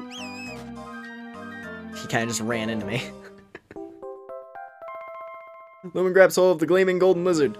What was it? There is that one puzzle at... Where is it? It was at the Tower of Trades. Because the Tower of Trades required you to bow to enter. So it's not just the one, but it is uncommon. I feel like they should have made more use of having, like, the party tricks do things in a lot more places. Like, for example, I have, like, say, for example, if I went to, you know, literally, like, any castle or something in the game, right? We're inside a palace, so if I was to say, like, bow to the ruler of a palace or something, right? If I just did that, and, like, the character bowed back, or, like, smiled or something. Like, if you were to bow for the princess at Stornway, she would, like, smile at you or something. Just little things, right, like that, right? Like, that'd be kind of fun. Or, like, let's see.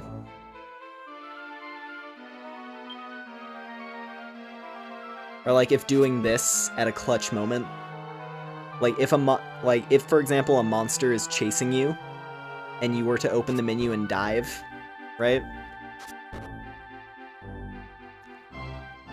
It would make the monster despawn or something. Like, I would honestly love that. That would be such a fun, like, way to dodge encounters. Monsters chasing you and you just...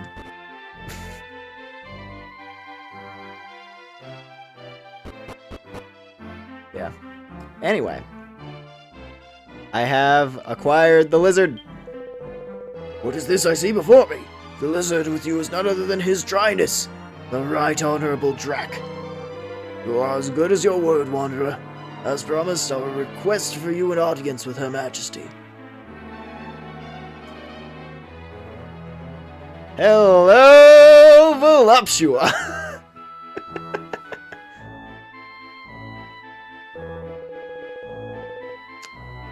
This is a good part of the video game. This is a very good part of the video game. Your exalted majesty, may I present Lumen, the intrepid traveler who discovered his exalted dryness Drac. Do we really have to talk about your boring old traveler right now? We have more important things to discuss, don't we, pretty Miss Lay? Now remind me, Drac hasn't run away before, has he? No, he hasn't. Which means you must have done something horrible to him, you vicious, spiteful girl. Tell me what you did. Your Majesty, forgive me. I was taking the utmost care of his dryness, as always, and suddenly he was gone. Please, I'm far too pretty and important to sit around listening to pathetic excuses. Run along and pack your things. You're fired. But please, Your Majesty, I... Now what was it you wanted, my little lost traveler? I see. So you want me to hand over that lovely golden fruit? Well, I'd love to, of course. Especially as it's you. But I just can't. What's that? You want to know why? I don't have it. That's why. I was just slipping out of a lovely, relaxing bath when I noticed it was gone. Oh, I'm so silly and forgetful sometimes. I expect some horrid, jealous girl who works for me probably took it for herself and ate it. What? No, Your Majesty, I would never! Your Exalted Highness, there's something you must see! Oh, it's okay, it's one of the other handmaidens. It was found beneath the tree where his dryness was recaptured. Oh look, it's the golden fruit we were talking about. How funny. What on earth was silly old Drac doing with it? Well, as long as I've got it back, that's the main thing. So, my intrepid adventurer, I suppose I should hand this over to you, shouldn't I? Yes. Oh, you're stupid, aren't you? You really thought I was going to give it to you, didn't you?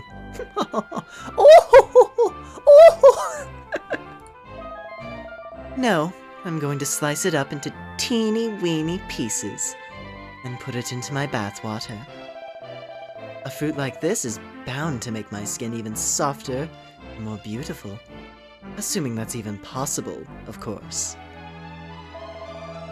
I'm sure you won't mind the fruit you've been searching so hard for being sacrificed for such a noble cause.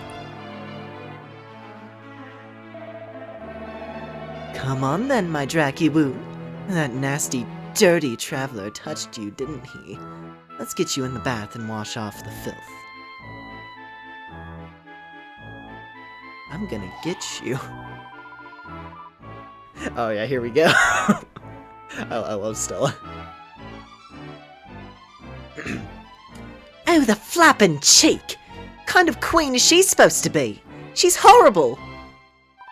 Oi, sock ears, were you even listening? She said she's gonna chop up that fig and chuck it in a bath. Who knows what'll happen when she starts cooking up a syrup of figs in a bathtub? Oh, I can't imagine it'll be pretty. We've got to stop her. Quick, get on down to that big room with all the baths in. Chop, chop. And don't tell me to keep my hair on. I'm sorry to hear about that, Miss Lay. Are you doing good? So I'm dismissed. It was to be expected, I suppose. Her Majesty's father was so busy, he'd often leave her starved of company for hour upon hour. It was his dryness who helped her through all the hours alone. I'm grateful to you, Wanderer. Thanks to you, Her Majesty will not have to be alone again.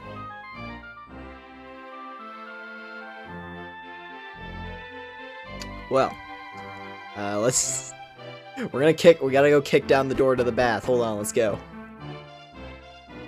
We gotta look as questionable as possible going in there. Let's see, okay. We gotta look as questionable as possible. I'm wearing a vest. Actually, I look quite nice, actually. Okay, hold on. I gotta throw... Here we go. Yes. This is how we bust into the bath.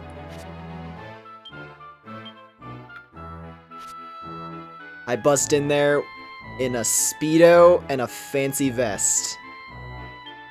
That's what I wear to the pool. Cube. Okay, Cube can throw on the Speedos. Cube is ready for action. Yulia, you're fine. You're beautiful. Don't worry. Femboy has to protect himself, so... Femboy has to protect himself, so he will wear the spiked armor still. Alright, let me in! Let me into the bath! Lady, this is a matter of world-ending importance. This Queen Voluptua's private bathing chamber. Same thing. Are you ready, girls? We're going to chop up this pretty little golden fruit and make me a lovely bath with it. Can you slice it nice and thinly for me and pop it in the water? There's good, girls. Hurry up now. God. There's good. There's good, girls. God. This chapter's wild. This chapter is unhinged. I love it. What? We aren't allowed in? What if we can't make an entrance? They'll slice the whole flapping fig to bits. There's nothing for it. We'll just have to bend everyone in the castle's ears off till we find someone who knows another way in. Don't worry, I have a plan. Don't worry, I have a plan.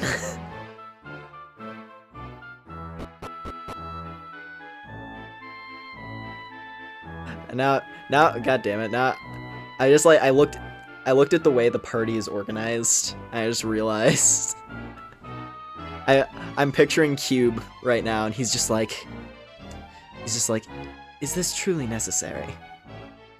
He's like, Cube's just there like, is it truly necessary that I wear this?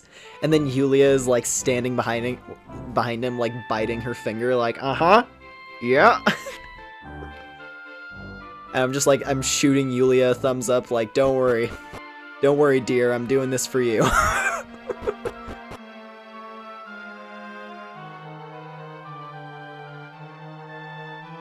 Well, hello there. I beg your pardon. You wish to know how you may... I beg your pardon?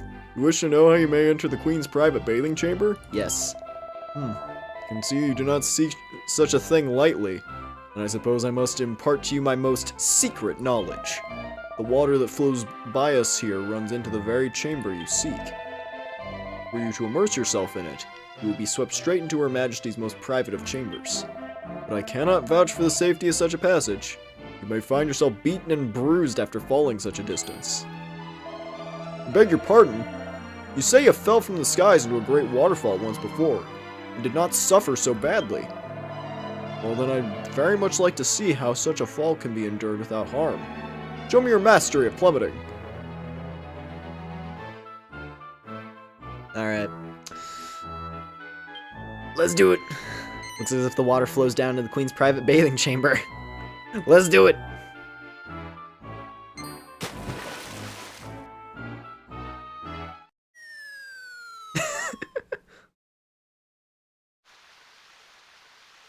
Ugh, I'm in.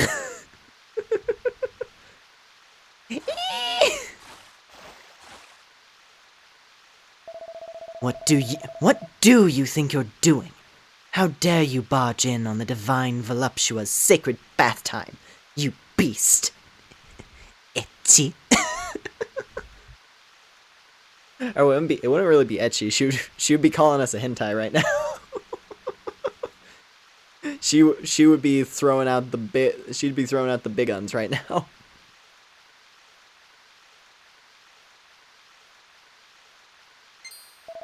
Oh, I see. You've come to get that silly little fruit back that you seem to care so much about, haven't you? Aw, poor old you. If only you'd been a little quicker. I'm afraid it's already been sliced up into teeny tiny pieces. Oh, my dracky wacky woo. Were you scared, my baby? Yes, you were, weren't you? It's all right now, precious. Dracky poo? What?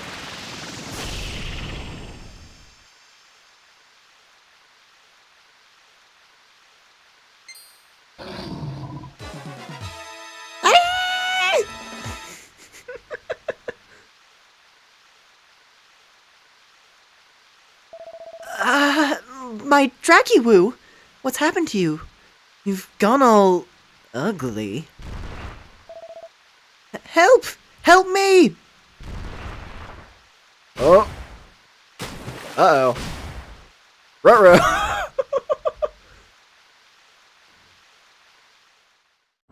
I wish I had like a Mario pipe sound effect ready. Okay, well the queen just got dragged away. The queen just kind of got grabbed.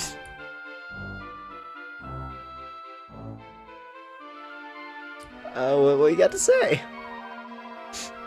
His dryness was transformed into a monster. The golden fruit was an instrument of evil that turns innocents into beasts. The queen was kidnapped. It's surely punishment for her self-centered behavior. She's being punished by the Almighty. Wow, all these ladies turned on the queen so fast. I heard the commotion and came running. What has happened here? No, his dryness... No! His dryness transformed into a monster and carried off Her Majesty. Well, it seems she finally got her just desserts. You fucking can't. I can't pecking believe this. You already used the pun with the area that we're in. Gleba is in the just desert. You can't use the same pun twice.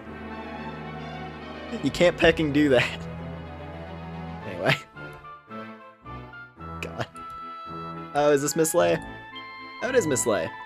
She has a unique color palette, that's how you can tell.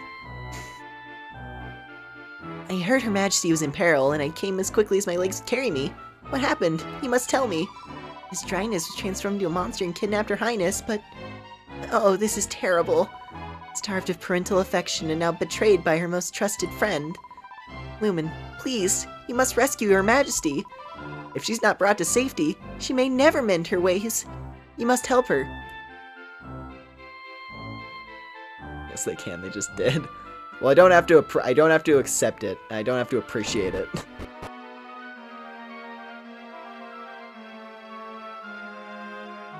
Gleba is a city in the just desert.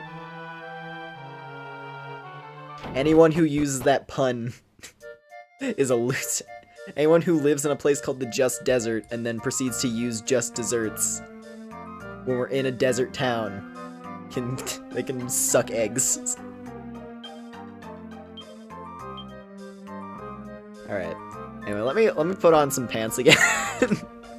Let me put back on my pants. We have a bratty queen to save.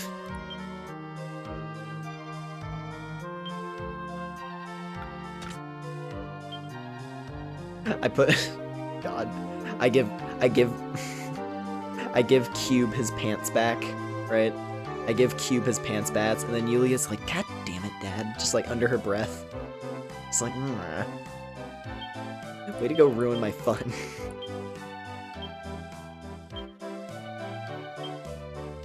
Alright.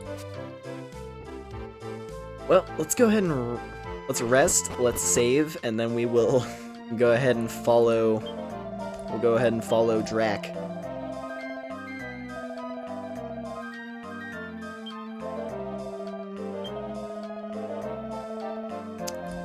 Have a little sleep. And then we continue.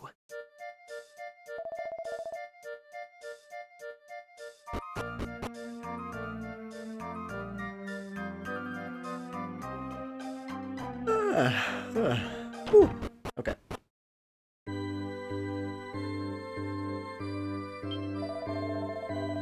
Yeah. How you doing, priest man? Did you wash off the sin?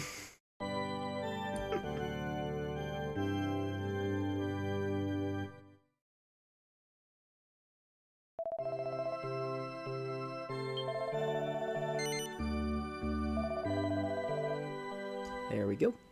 Alright. Now, we are going to be...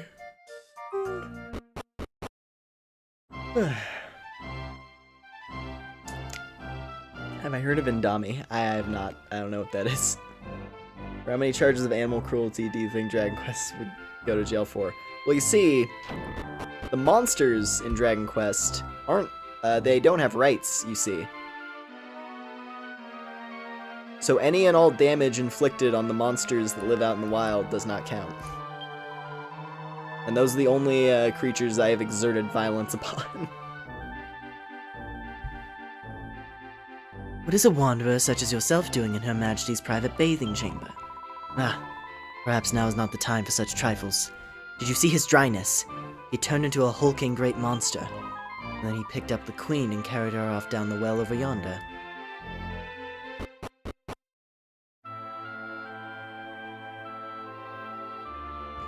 So, welcome everybody to the plunged depths. It's a sewer level. Indonesian instant noodles. Oh, interesting.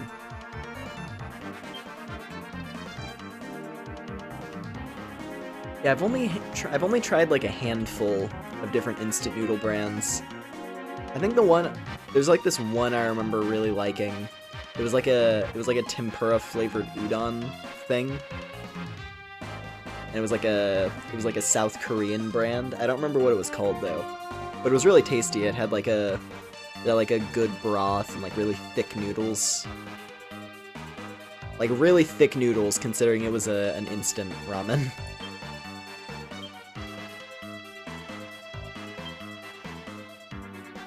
Let's see here. Okay, they're not part of a group, so that's kind of a waste. Let's just let's blast that one. Then Yulia can do a bang. And Finboy go for the stab. Oh. It always sucks when we have to deal with these, because they can use poison breath on us, and that sucks.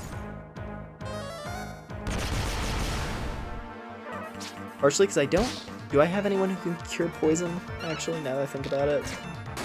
I actually don't know if anyone in my current lineup can cure poison. That might be a problem, actually.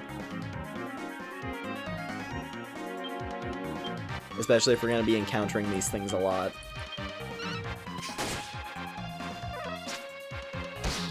So they're quite strong. Ever heard of Afraid of Monsters or Cry of Fear? Doesn't immediately sound familiar.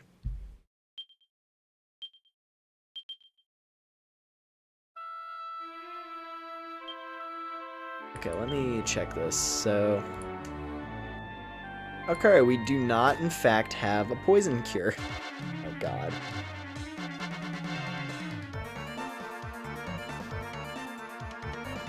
Okay, this dungeon might be a little bit scary.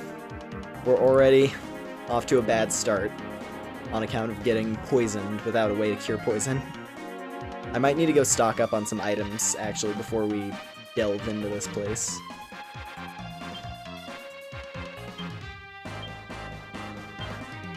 So we crackle on them, we bang, and then we, I'm actually gonna protect Yulia.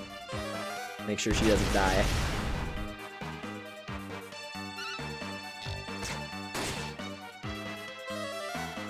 Crackle. Nice. Big damage. Good job.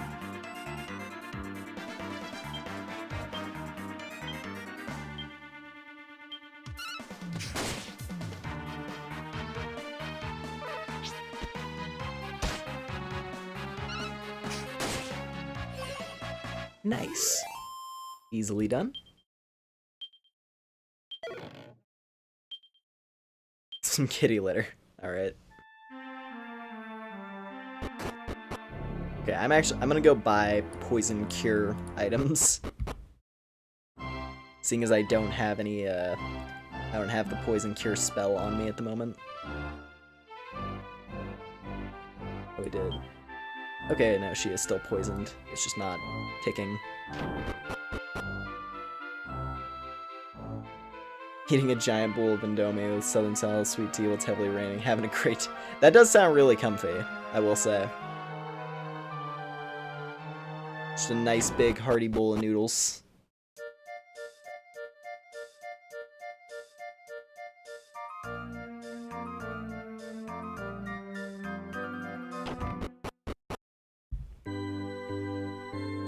Alright.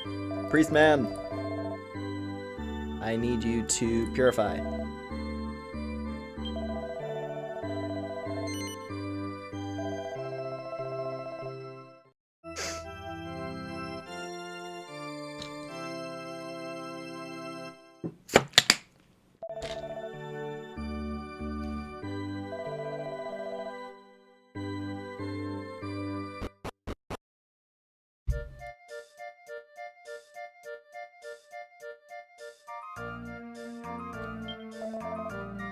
Alrighty. And there we go. Antidote.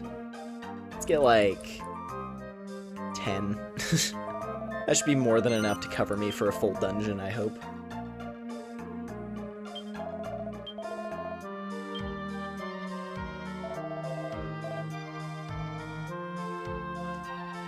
I'm pretty sure we're strong enough to handle the dungeon, but, you know. I just wanted to make sure we aren't dealing with poison more than anything else. Like, level-wise and, like, gear-wise, we're definitely strong enough.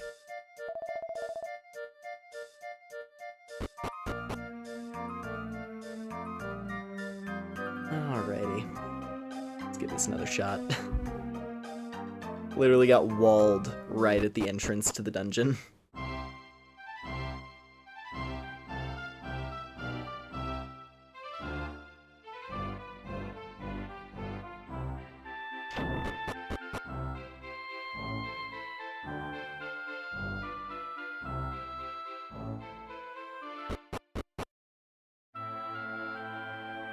Okay, let's give us another shot.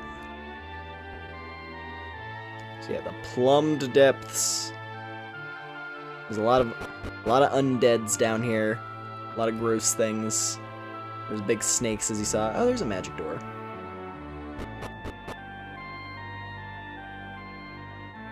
Who are you?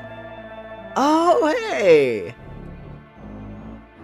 I bet you, this guy must have had an interesting couple minutes ago.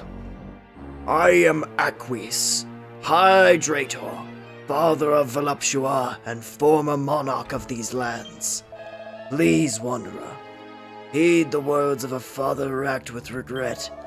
In my life I sought only recognition as a great king, and gave little thought or time to my poor daughter. Her selfishness, her willfulness, her inability to relate to others. The blame for these unfortunate traits lies at my door, and I cannot bear to see her live out her life in loneliness, ignorant of the warmth that lies within the mortal heart. Wanderer, you must rescue my daughter from that beast and from herself. Please, fulfill an old man's final wish. You got it, man. I'll do my best. But firstly, magic door. What secrets do you hold? Oh. You dirty. That's such a troll maneuver game, god damn it. Oh yeah, you use the magic key to get into this room. Oh wait, you can't actually really do anything with the room yet. But we can get this at least. Some mithril. That is actually super good. I don't know if we need more than one of those to do some of the alchemy recipes that require mithril, but mithril is very powerful.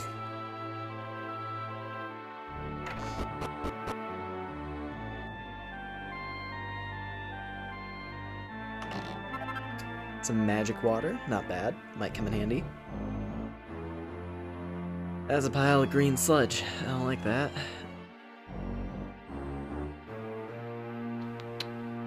Let's see. Here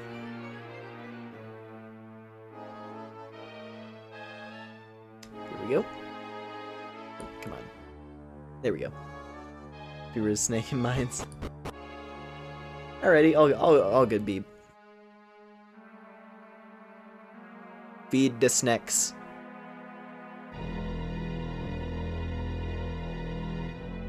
Oh yeah, these things start showing up. Oh, these things are freaky looking, but they're also kind of funny. You got the manguinis.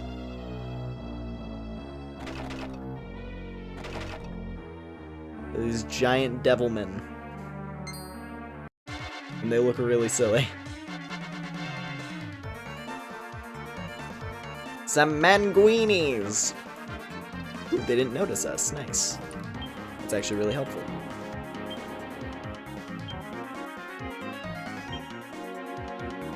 Let's see. I don't want to waste all of Cube's mana if I can avoid it. Let's pratfall. See if we can get them laughing. A little bang. There's a lot of enemies, so let's defend Yulia. She has the lowest defense out of everyone here, so probably good to keep her alive. Okay. One of them's laughing. He didn't get the whole squad laughing, but he got one of them.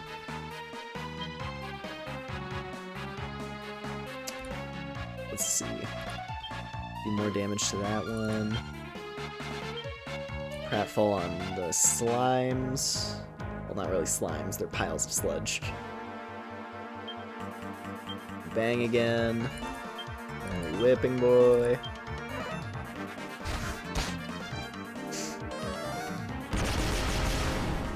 Nice. Okay, cool.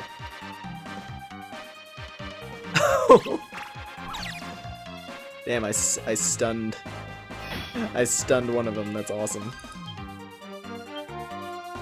I was so stunning that I literally froze that thing in place. I said it before, but seriously, I absolutely love that mechanic. It is such a fun mechanic. And it's like it's a very Dragon Quest thing. That's like, oh yeah, your character can be so hot that even the monsters can be stuck in place, like can be stunned by your beauty. Like, not many games have an appearance stat. And especially not like one that affects combat that directly.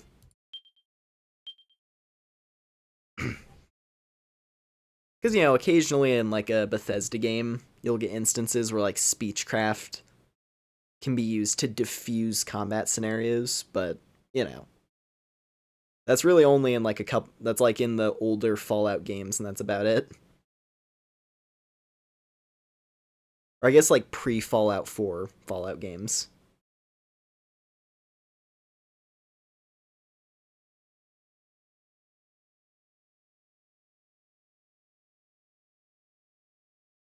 Let's see, let's keep boosting up litheness.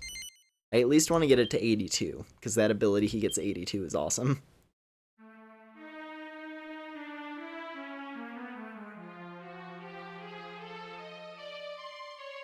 You know, killing 10 mice would be hard. What?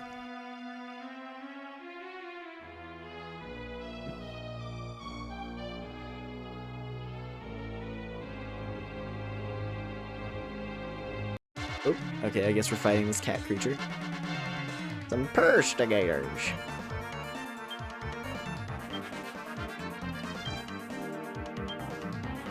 I'm gonna take down the mummy. So I feel like the mummy is more at risk of giving us like a status condition. Let's get the perstigators laughing. And then we will bang. I'll attack as well.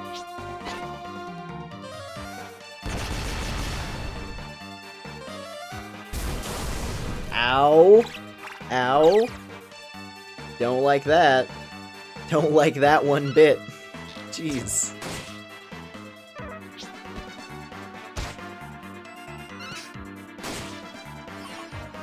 That thing did how much damage to Yulia? Like, god damn.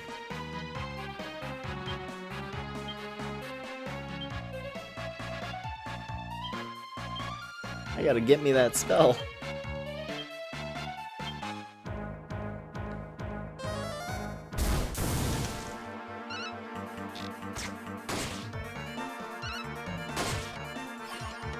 Okay.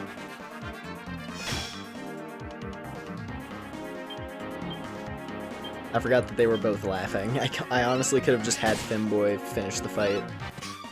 But it's okay.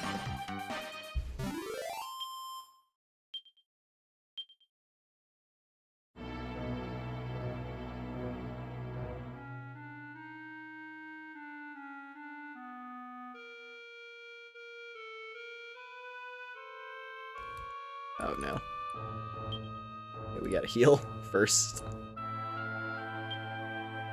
That Manguini is waiting. He is waiting for my menu to close. He is ready. If I just don't move, he can't attack me. Oh, nope, okay. Well, it's just one, so it's not that bad. God, these guys are crazy looking. I remember the first time I saw one of these, I was like, whoa! And that attack is hilarious as well, where they just flail, like they just helicopter their arms.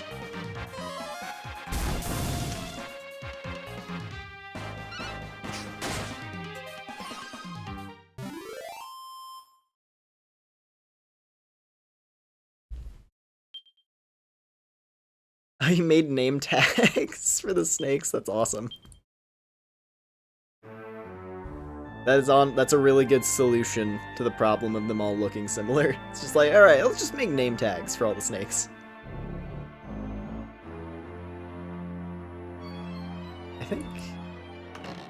Is this the first place where mimics can show up? Yeah, there we go. I was about to say, I remember this being a thing. It's our first mimic! A canna box.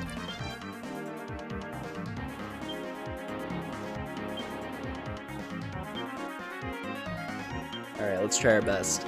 I forgot how strong mimics are in this. Or if they are strong, for that matter. Oh yeah, they are super strong. Okay, well that's just delightful. Thanks, game.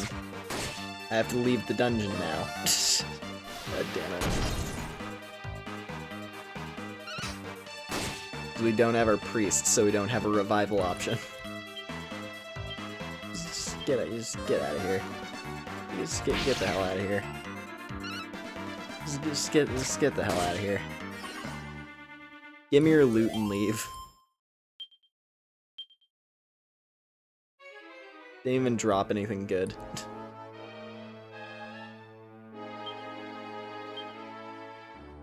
Alright, well. Cube, get us out of here. We gotta go revive my daughter, because she got beaten up by a stupid box. It's just like Princess Maker all over again. She gets one shot by a random monster and has to be dragged home.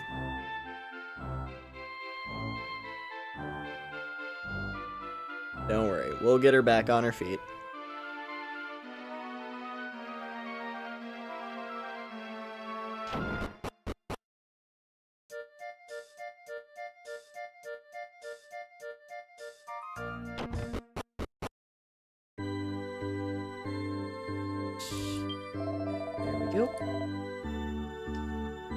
Alright, revive my daughter, please.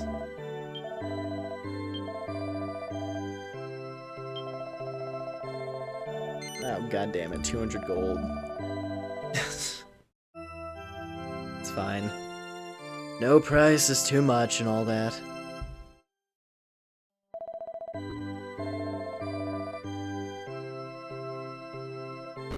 Okay. Have a quick rest and we'll go back into the dungeon.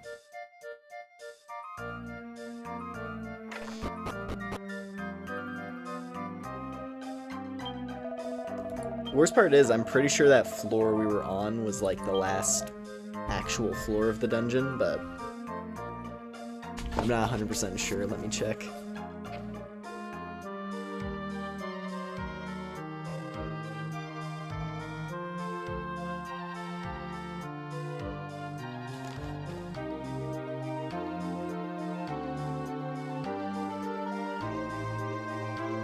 Yeah, that was the end of the dungeon. God damn it. Okay, it's fine. How's that breaker tire's just a walking coffin? Yeah, that's what happens when a character is defeated.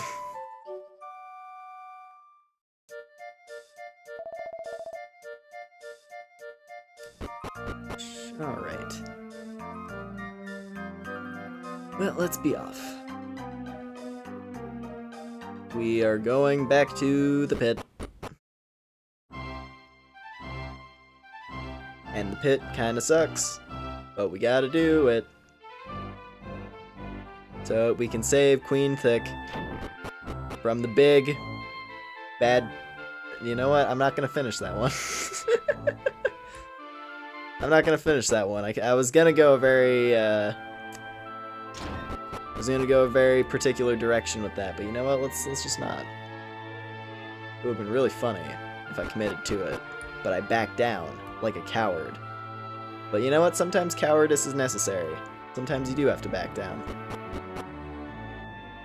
so as to not go too far. Also, I guess there was a treasure chest that I missed, so in a way this was kind of for the best. Yeah, that's an enchanted stone, which I believe is a really good alchemy item.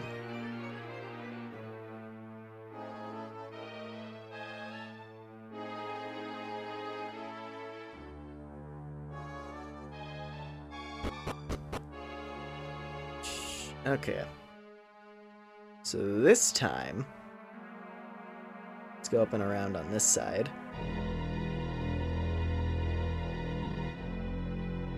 Just go up here immediately. Oh, jeez.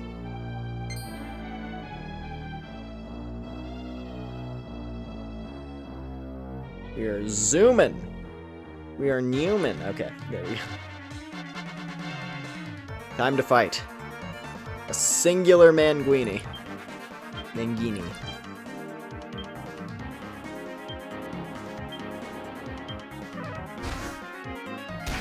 Ouch.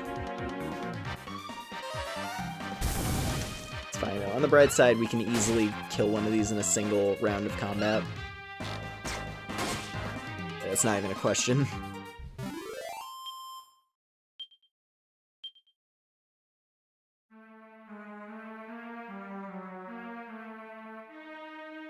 Honestly, like, when I look at the design of this dungeon, I feel like at one point or another, they might have had a thing where, like, you would have been shifting, or like, you see, like, these, you know, like, steel barrier things.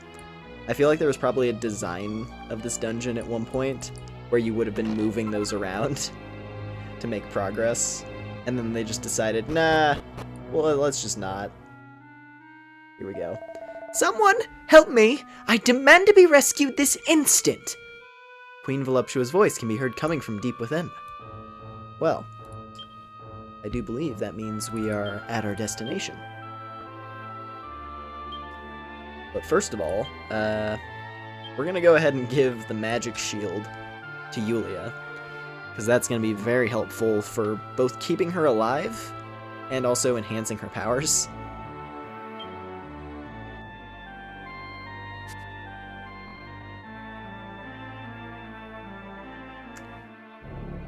And now, we must proceed. Gotta save Queen Thick from the big dragon day. Alright. Hello. Am I interrupting something? My illustrious voluptua, now I have you all to myself. I can tell how long I've loved you.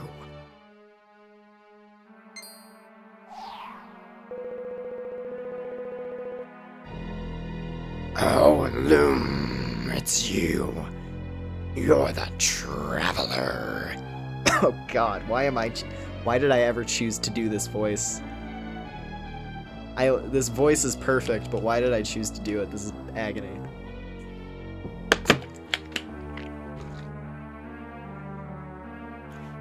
You're the traveler who lifted me up and locked me back when I was laying low in a tree.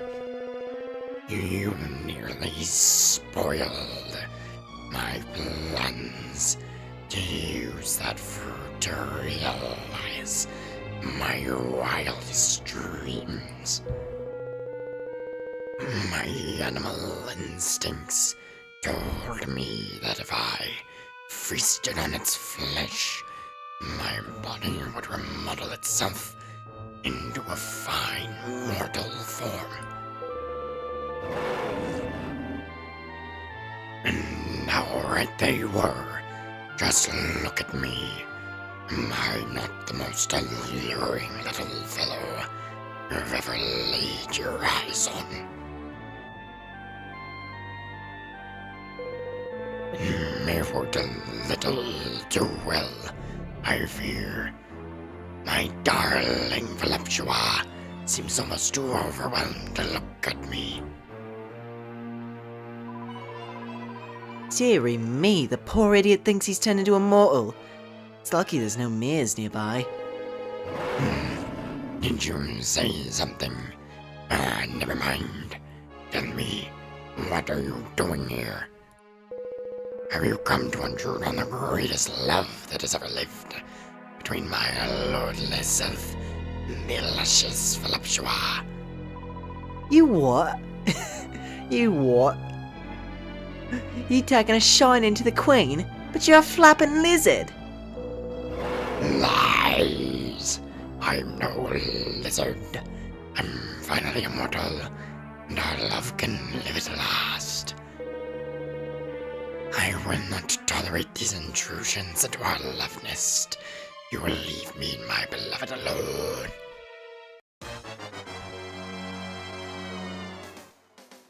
That's gonna hurt in the morning.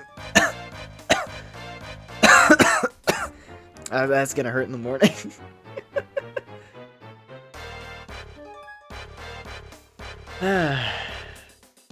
So here's Draki.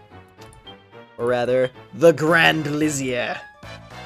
It's like Grand Vizier, but he's a lizard. Anyway. The big bad early reptile bastard, yeah, basically. God, this whole fuck. Listen, I'm not gonna. There's nothing wrong with monster-human relations, but clearly there's some boundaries being crossed here, buddy. Can't let this stand. So you're a dragon. Dragons are traditionally weak to ice because cold-blooded. That's actually what it is, by the way. I always wondered that. Like, why? I was always wondering, it's like, why are dragons always weak to ice and stuff? Like Pokemon. Why are dragons weak to ice in Pokemon? Well, it's because they're cold-blooded. They're a bunch of big lizards. You hit them with ice, they can't move anymore because their bodies stop functioning. So it's like, okay, fair enough, actually. See, I'm gonna infuse Femboy. And then, let's see. Cube. What can Cube do here? I guess I could just have him do basic attacks.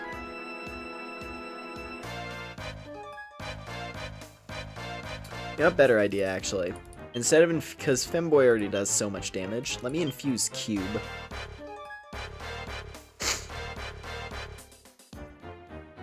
How about Ice Dragons? Well, you hit them with fire, then. Unless they're, like, a weird Ice Dragon that, I don't know. They don't get, like, they get empowered by fire or whatever, I don't know. But yeah, let's have Cube do a basic hit. Yulia. What can we give her? What's her job for this fight? I guess just casting spells, honestly. Or wait, no, Accelerate. What am I doing? Yeah, Accelerate's super important. This boss is not fast. Gee. You almost wouldn't be able to guess it. This boss is not exactly fast.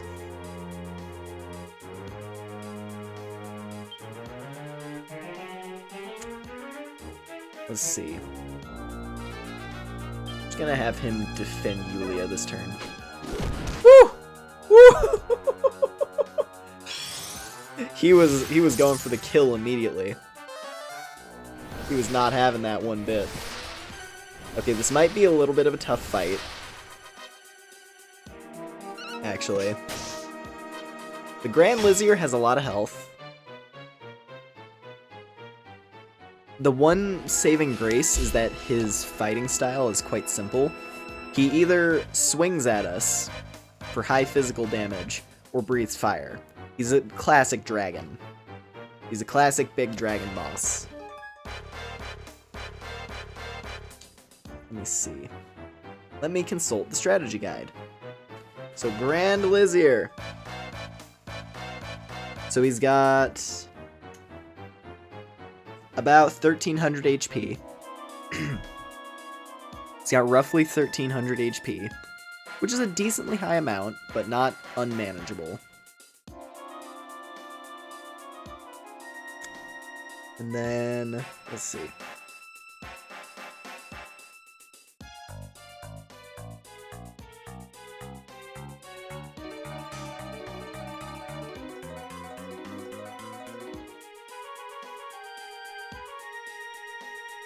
Yeah, it's mainly his claw attack, honestly. His claw attack hits really hard. As you saw, it was 57 damage on Femboy. Literally, like... And Femboy is bulky, so that's a lot. That's a lot of damage. Let's see. I'm gonna...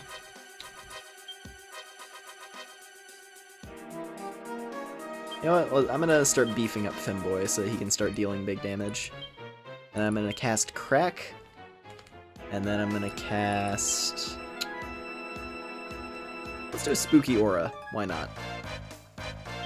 Let's do a Spooky Aura.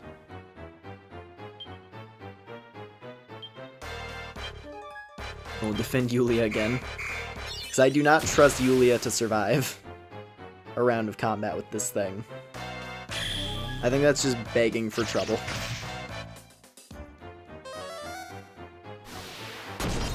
Okay, 56. That's actually quite good.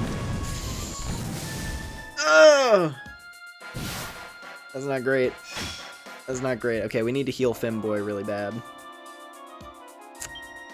Cube can't use his coup de grace yet.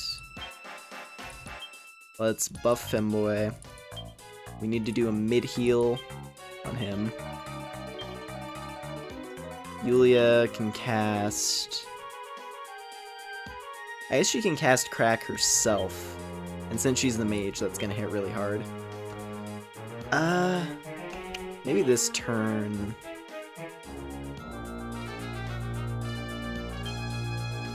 I gotta keep defending Yulia. It's really important that I do that.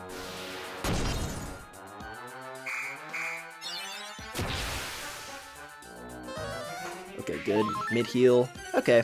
Mid-heal does the job. Ow!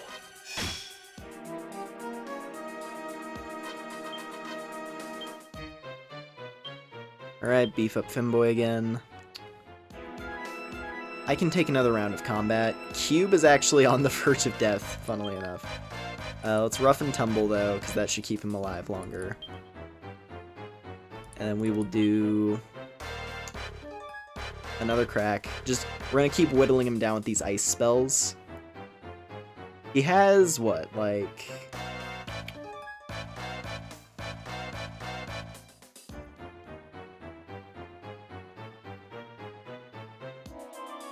What did I say again? 1300? He has about 1300 life. So if we do about 50 damage per round, that's actually not terrible. It's not great. We're still going to be fighting him for a while with those kind of numbers, but like that's still that's good chip damage at least. Especially if I was able to have Cube and Yulia casting it, because then that's 100 damage, and that's only like 13 rounds of combat. Not too bad.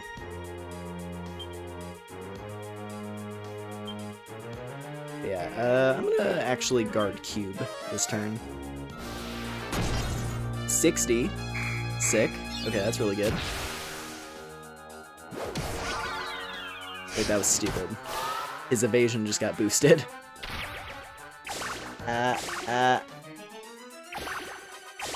Okay, we're good. We're good. Yulia's inactive. Okay, that's not terrible, actually.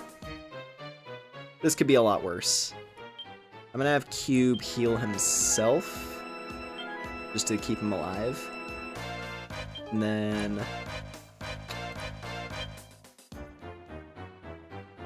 do I just spin this turn? Do I spend this turn's defending? Nah. I should use... what should I use? We don't have spells. Should I defend? Maybe I should defend me. actually, just to be safe.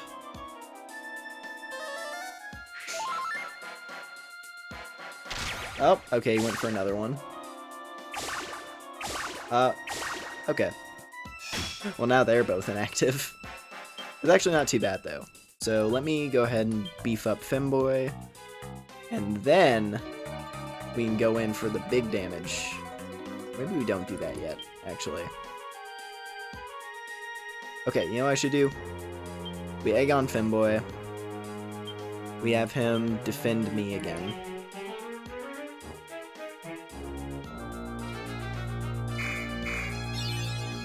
He is now... Oh, damn it. No max tension. Lizard did a 69. Nice. Big Angry Dragon did a 69. God. Alright. Let's see here. Mid-heal on Yulia. Then I will have her do a sap. And then Whipping Boy on me. No! Damn it. We want him to get... We want to lower his... God, Femboy, please.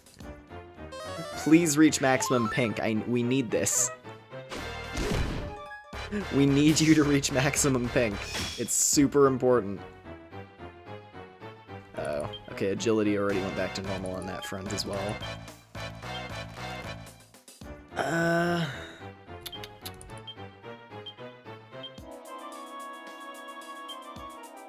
Let's accelerate again, and then defend me. As you can see, it's hard for him to really lay on the damage compared to other bosses. Uh-oh. That's annoying that he was faster than Cube. That's really annoying that he was faster than Cube right there. There we go, okay. Maximum pink achieved. That was almost really nasty. We almost lost Femboy there, that would have sucked. We probably could have won the fight, but it would have been a lot slower. Alright, so now, here we go. We Frost Force. Who needs healing? Yulia can be one-shot at this range. Yulia can, in fact, die at this range. So we're actually going to heal her. And then she will sap. And then Femboy go for the swing. Femboy go for the Grand Slam.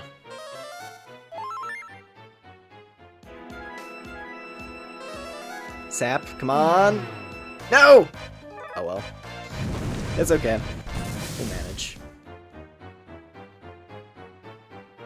Big stab! Yeah! Nice. That's a third of his life bar gone. That's 33% done with.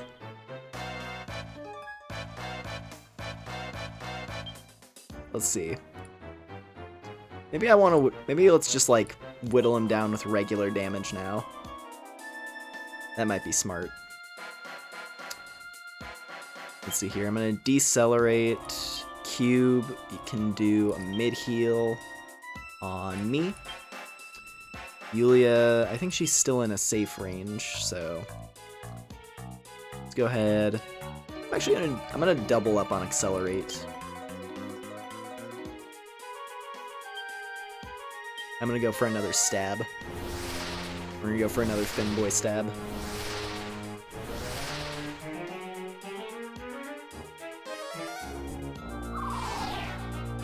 Wow, he's really resistant to these status effects. He's not playing with these stat decreases. That's really unfortunate. Yeah, 67 is still good.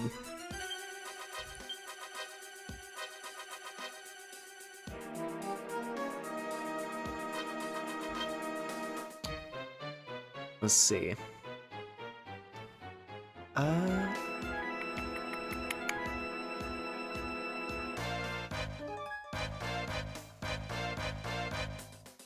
Okay. I'm gonna go back to beefing up Femboy. Cube is actually getting kind of... Okay, you know what? We're actually in a bit of an awkward position now. In terms of health. So you know what? I'm actually gonna go ahead... Ooh, none of them are carrying items. That's actually kind of bad. Okay, I'm gonna medicinal herb on Femboy. And we're gonna mid heal on Yulia.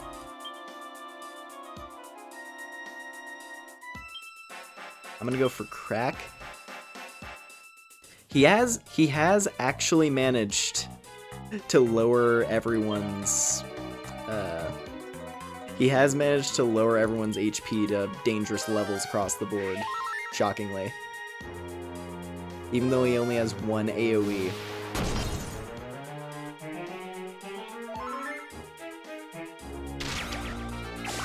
Unimpressed, terror, unimpressed, okay. Julian Cube is a horny switch, is soft husband.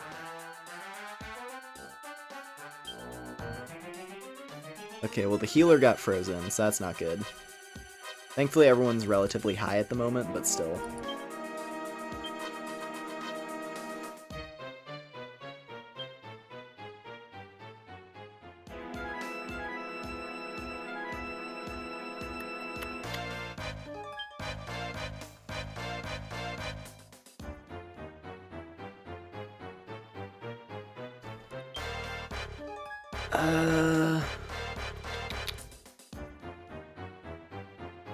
You know what? Conjuring Conductor would be good. Because I can deal some damage with my bow while also lowering his magic resistance, which will help Yulia deal more damage. Yeah. We're just gonna start chipping him down a lot more. Hey! Stop spamming! You!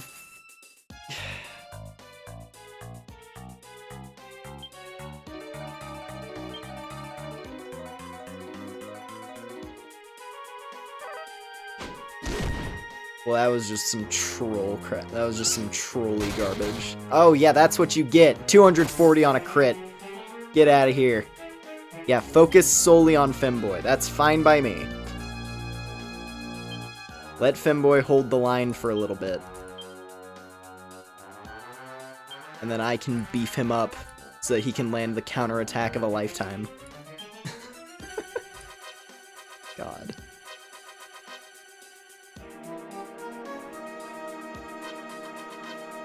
Alright.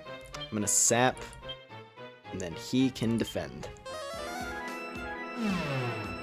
Okay, he's just not getting affected by defense down, so I'm gonna stop wasting mana on that. I'm gonna stop wasting my MP on trying to lower his defense, because clearly it's not working. Alright, he's still enraged, which is good. We want him to be enraged as long as possible.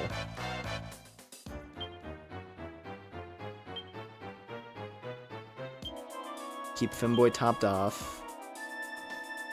And I'm gonna go for a crack. And then a defend.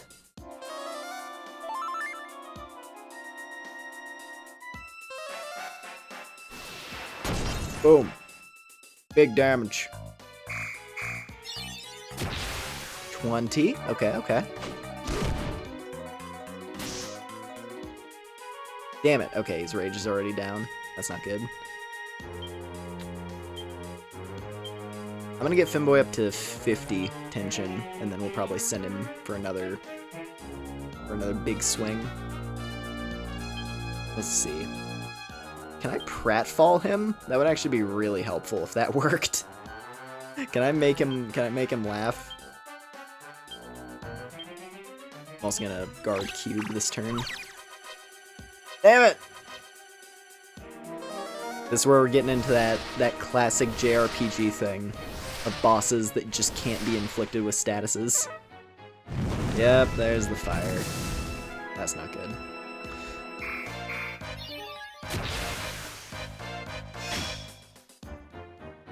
At the very least, Cube is decently alive because Femboy was guarding him, so I don't have to worry as much about healing multiple people.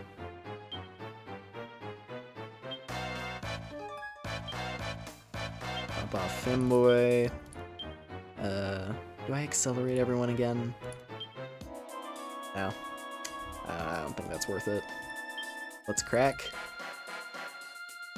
And, Whipping Boy again? This time on Yulia. Yes! Maximum pink achieved! We actually might be lining up to land the finishing blow soon. I don't know. We've been laying on a decent amount of chip damage. He's obsessed with that fire move. Oh, welcome back, Cringe. We're fighting a giant horny lizard that captured Queen Thick and can't take a hint.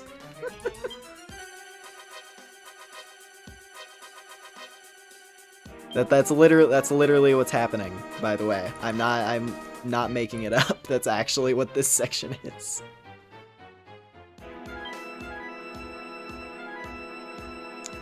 Alright. I can't heal everybody.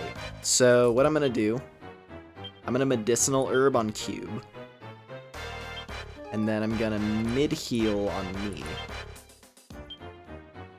Yulia can go for a crack, and Finboy can knock him out of the park. Damn it!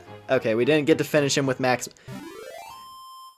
We didn't get to finish him with the maximum pink, but Finboy is in maximum pink mode. So you know what? That still counts as far as I'm concerned. That still counts. That still counts, damn it. Okay.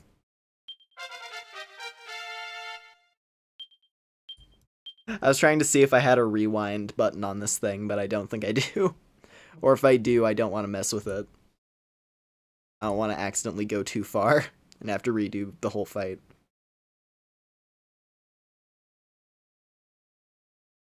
Let's see. You know what? I'm actually going to start saving points. Because there's a thing. Because we got to unlock the Paladin class. So I'm going to save points instead. Now let's see here. Yulia, she can get more spellcraft. And she learns Focus Pocus. Nice. The Grand Lizier drops a treasure chest. Contains a dragon scale. I believe that's an accessory. Oh boy, I have to do the voice again. Hold on, I gotta take a big old swig of water. Give me a sec.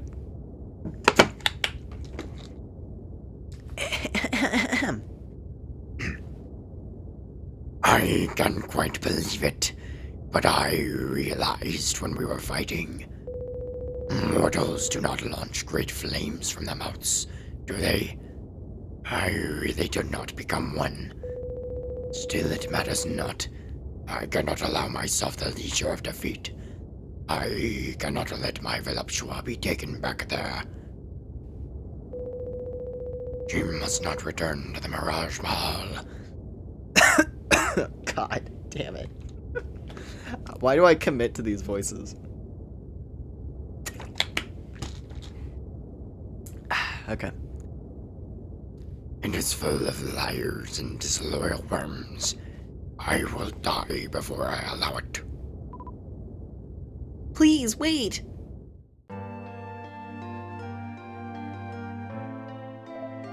Mislay. Please, Lumen, my good sir, you must wait. You must not harm his dryness any further.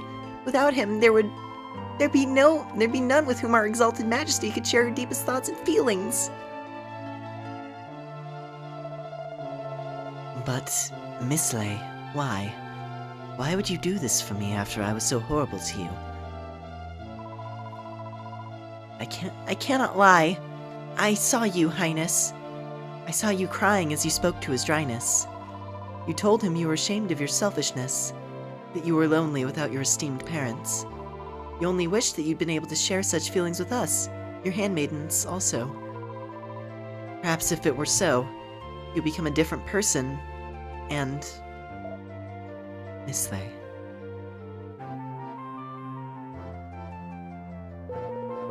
I feel so foolish. If I had only stopped to see that there were kindly souls, such as Miss Lee in the palace. But lump-headed lizard that I am, I tried to take her from the one palace full of people care about her. Traveler, I can smell that you are not mortal either. You seem to know a lot about the golden fruit. I do not relish its power any longer. I long to return my lizardly form, live happily by a voluptuous side. It's god damn it. It's like that anime where the guy gets reincarnated as the girl, as his crush's pet dog. Anyway. I relinquish the word fruit to you, traveler.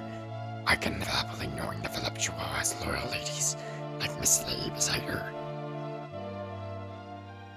Are you done? Are you done? Please tell me you're done.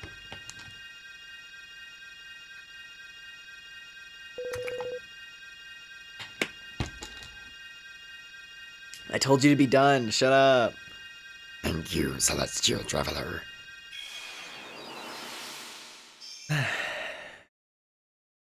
Oh, thank God he's tiny again.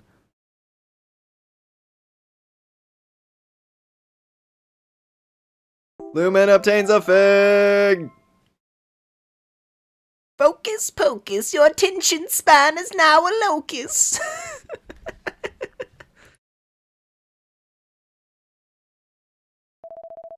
Dracky Woo, I always knew you were watching out for me. Weren't you, my Dracky Wacky Woo? What? The fact that she's immediately back to like the baby talk to her lizard that 5 minutes ago wanted to dick her down. And then immediately, right as it becomes tiny again, oh my little Dracky Woo. Anyway. It's Lumen, isn't it? Thank you so much for saving me, and risking your life for me. I always thought that no one really cared about me. That's why I was so horrible to everyone. But I realized after what happened, I was wrong. Miss Lay, Drac, there are all kinds of people, and creatures, who care about me. Thank you so much. I'm so looking forward to working together with everyone to make our country the happiest in the world. If you're ever nearby, please come and visit Gleba again. Drac and I will welcome you with open arms.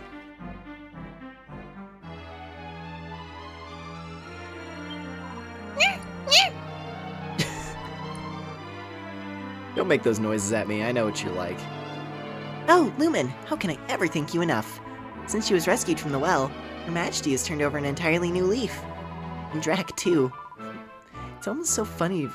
It seems so funny to think of him as a monster now. He's been behaving himself impeccably. Thank you so much. I'm looking. Yeah, okay, same thing she said. Oh man, I'm actually like lightheaded after doing the Drac voice. The Drac voice actually has me like, I feel dizzy now. But it's okay. I don't ever have to do it again. I never ever have to do a monster voice. Ever again. Anyway. Where are we at? Let's go take a nap. That was a draining fight.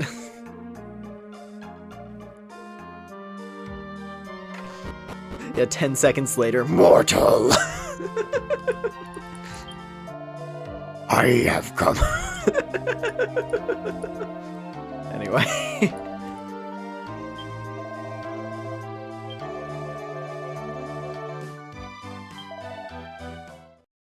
God. I think I literally tore, yeah, I actually tore through like a third of my water bottle.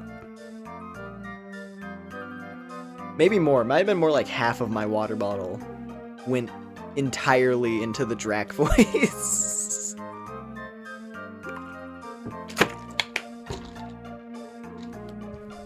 God damn it. X to down. I don't know, my water bottle is quite low, so I drank a lot of it just doing the Drac voice. Anyway, where are we at? A little bit shy of 3 hours, so I think what we're gonna do, because it's a really easy quest that's just a tiny bit of farming, I am gonna go ahead and try to farm all of the necessary,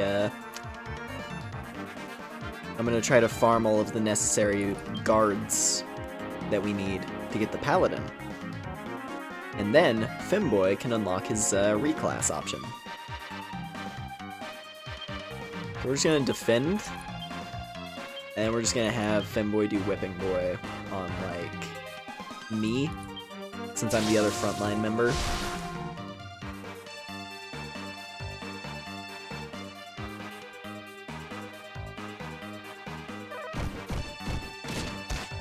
Nice. That's already 2 blocks. I'm pretty sure it counts every individual instance of guarding, which is why this is so easy to do. Especially if you're fighting enemies who have the ability to hit multiple targets.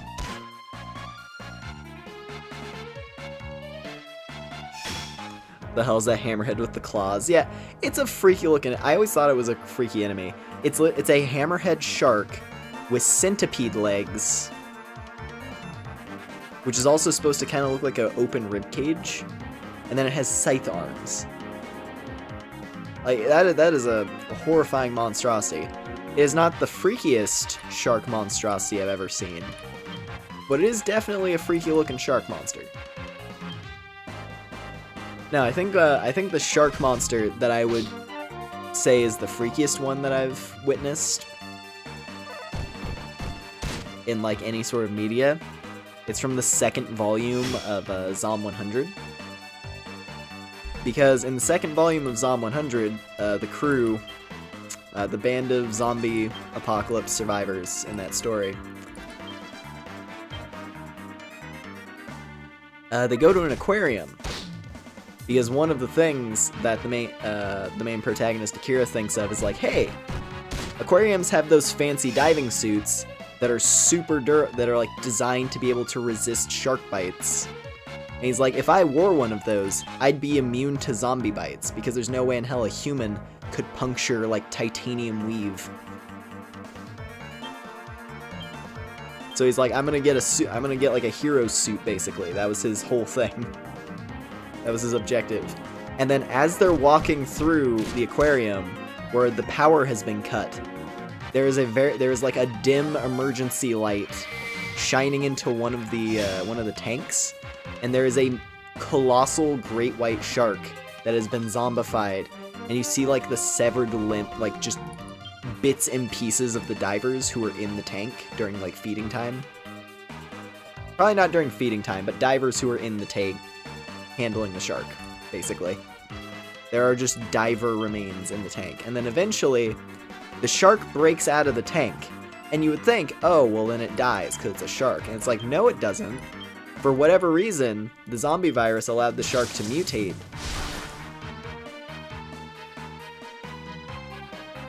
And so it is alive, out in the open. And it formed a symbiotic relationship with the zombie corpses in its belly.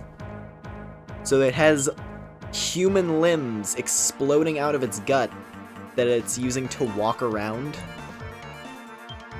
It's nightmarish. And the way that it's introduced, like the way that it's revealed, where like it's this loud glass shattering, and then it's like a black page, and then you just see like this murky liquid, which is just, it's bloody water, kind of like seeping across the ground, and then it shows this shot of a massive great white shark in a narrow hallway with like human arms and legs exploding out of its gut, and its eyes are like glowing. It's nuts, and it is pretty cool. I will say it is really cool, but it is a freaky looking shark monster.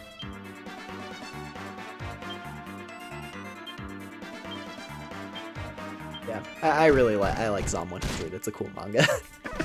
it's a zombie apocalypse story that I actually really enjoy.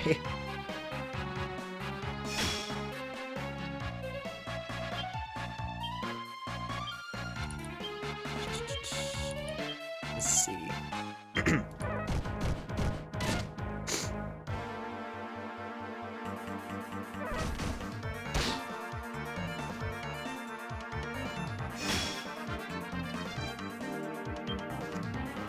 I'm gonna do like a couple more rounds of combat with this group of enemies, and then we'll move on to another one probably. Or at least we'll see what our tally is at on defense. It doesn't seem like these. Okay, there we go. So we want the sand shark.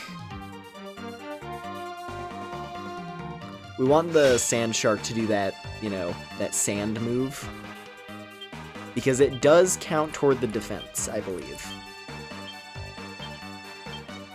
But it also doesn't deal damage. Oh, he's out of MP.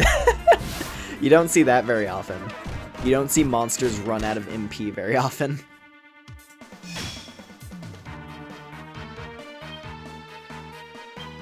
Let's have him do his coup de grace, because it's always fun to see those. You get to see the fancy super animation. The weird giant ostrich thought I was hot, apparently. That's funny.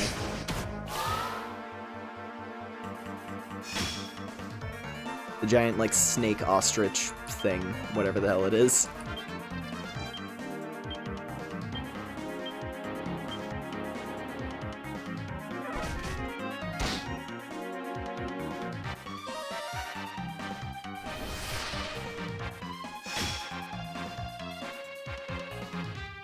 Come on. I want to get one more guard. I want to get one more guard from this group. Oh, wait, crap. Wrong button. Oh! Good job, Yulia. She blocked the attack. Oh, man, that would have counted. That would have counted, too. It's unfortunate.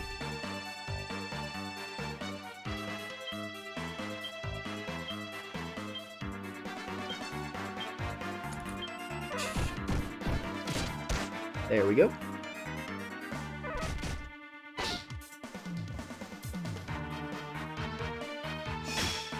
Okay. Now, let's go and wipe these things out.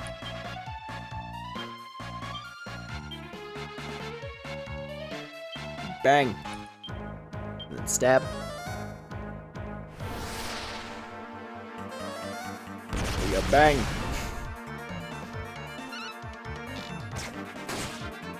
Nice, one down.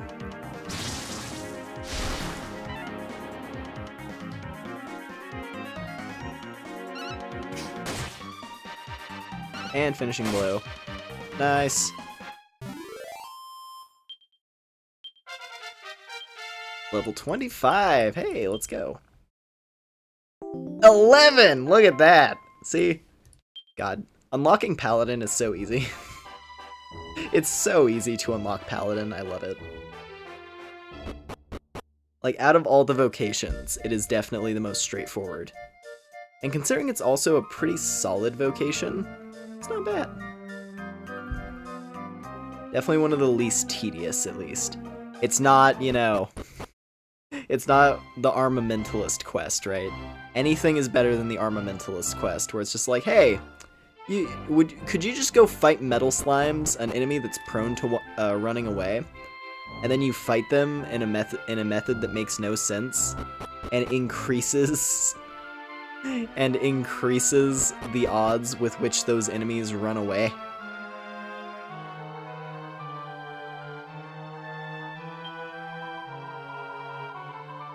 Meanwhile, like, the Paladin one makes perfect sense for the Paladin. It's like, yeah, just be a tank. Just be a tank and guard against 10 attacks, and you unlock Paladin.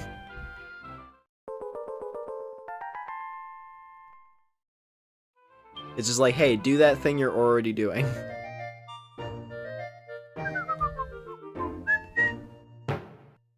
Nice. Infoskeleton can become a Paladin. Maybe. I'm not opposed to that idea.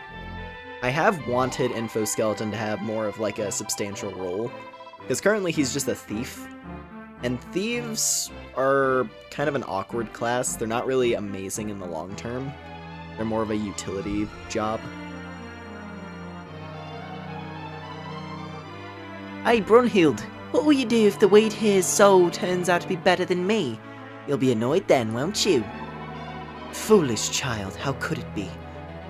You are the very pinnacle of souldom. There could be none better. Roar! Oh, let's go. Nice to meet you, boss. I'm Bombax, the supreme, stupendous, sensational soul who will always be at your side from this day forth. A fitting soul for its master. Suitably sprightly.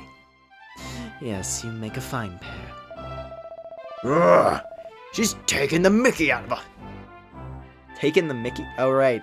Dragon Quest. Everybody's British. I forgot. Roar! She's taking the mickey out of us. What makes you think you're so much better than us, eh? Snooty so-and-sos. Why don't we show you how much better we are? Let's have a little competition if you're not too chicken. Oh, you're on. Can't wait, boss. Quick, get to level 15 so we can come back and wipe the smirk off their stupid smug faces. I'll be with you all the way, boss. Get training. We can't afford to lose to these stuck-up madams. Now I'm wondering something. I wonder if you get different souls, or you get a different soul if you're playing as a female character, or like a different name at least. 'Cause I assume the personality is probably the same. Because I've only ever played Dragon Quest IX with a male protagonist. That'd be interesting. I actually don't know. Oh man. Yeah, my throat is gonna be feeling it after this one. Lots of loud and very bombastic characters. Alright. But yeah, now one of the main reasons I want, Femboy to be a paladin is A, it's thematically appropriate, considering we were going for a very Astolfo type look with the pink hair and the jolly expression. And also, you know, the use of a spear. Astolfo has a lance, but spear, you know, fills the same void.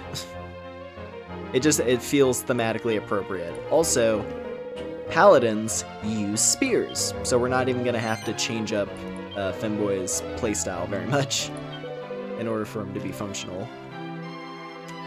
So yeah, let's get it. Noble knights whose purpose is to protect the powerless with wands, spears, and hammers, and an array of altruistic abilities. Do it. Do it! Become paladin. Nice. It's time. Now I'm gonna have to grind that out, but that's okay. I am more than down to grind out paladin levels to make Femboy more powerful. And besides, he's already got plenty of gear. Ooh, okay, that's not technically a paladin item. I guess just the plain headband. Go back to his classic headpiece.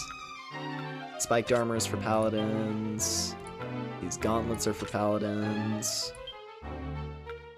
Okay, you can still wear the fishnets. That's good. And the boots. And we did get the dragon scale, which is a pretty nice item. But,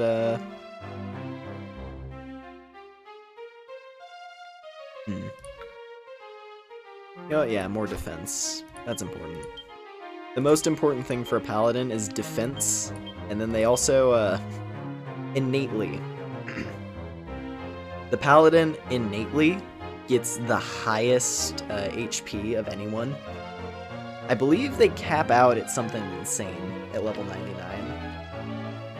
Hold on, I can check.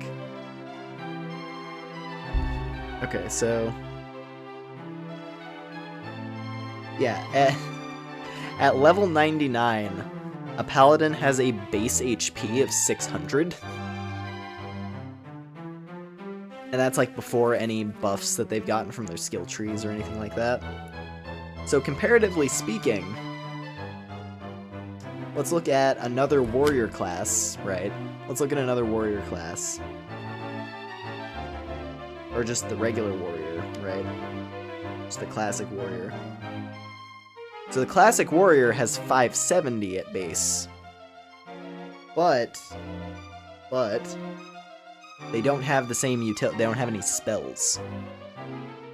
That's the main draw of the paladin. They get spells to further enhance the value of their defensive stats. And they get a lot. They get a lot of cool spells, including some particularly unique ones. Let me see. Yeah, so they're not... For one, they do get some healing abilities, which, considering we're not really using a priest that often, having more people with just general healing capability is very handy.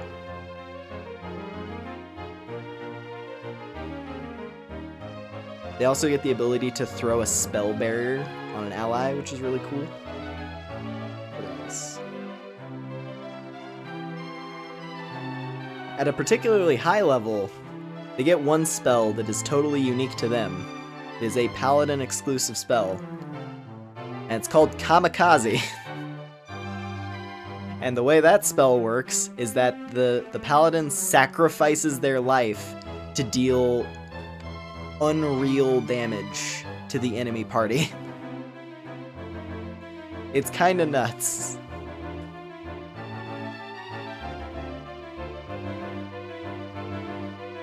Yeah, they're really fun.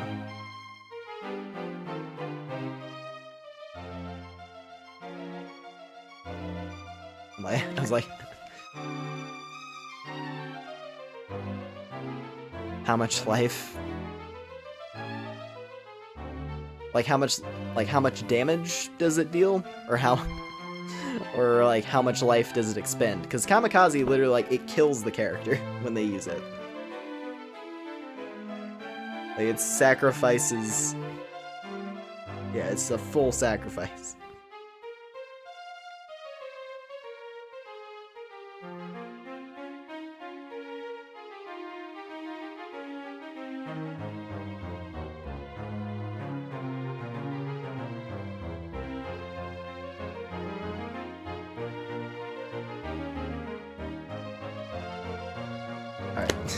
I'm saying...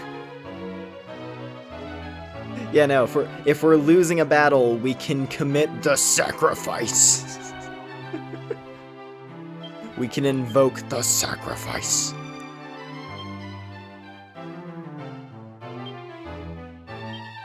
It's gonna be good. I am excited. I've been thinking about Femboy as a paladin for a while, considering he's been like the main tank for the party.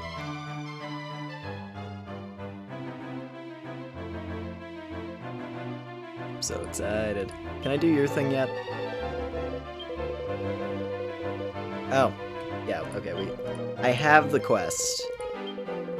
But I can't we're not able to encounter white Triggertars for a long time. So yeah, that one's still a ways off. We'll get there though.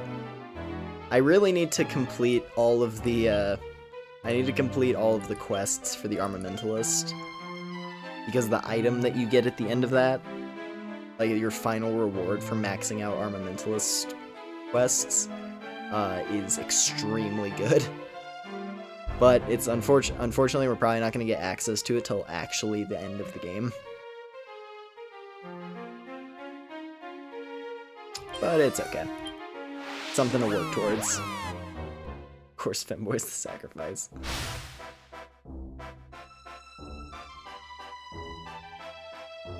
Why did I teleport out here? This is like a death sentence.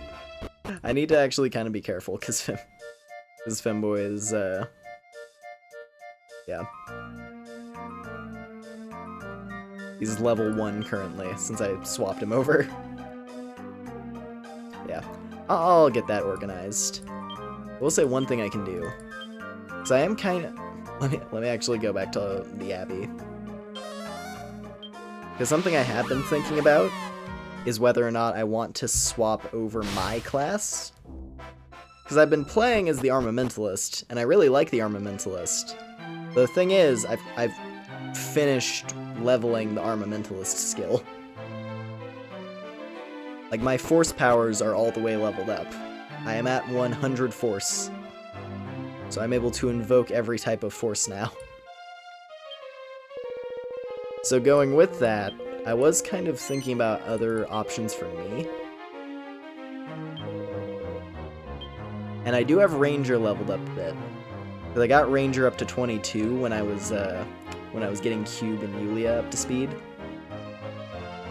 And Ranger actually has a lot of great utility. They're comparable to the Thief, I feel like, where they're not amazing at any one specific thing, but they have lots of great utility. And they have an interesting set of skills to go with that, too. Hang on a sec.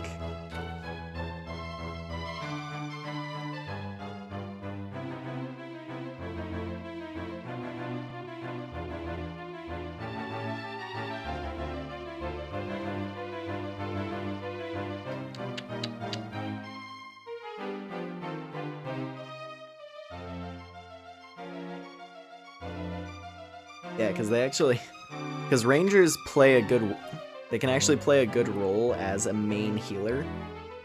Like, they're similar in strength, their healing abilities, to a priest. Or at least in terms of, like, the strength of the spells that they learn. Like, they learn some of the higher level healing spells, but in addition to that, they have a whole variety of other things that are really cool. And, like, their weapon options are interesting.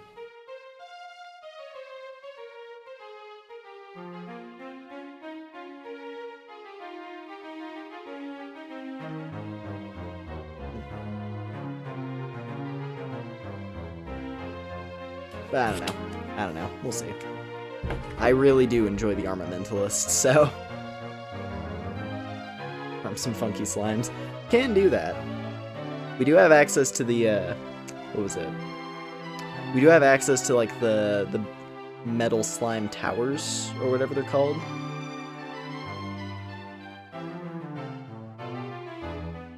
And those would actually be an extremely easy way to get experience.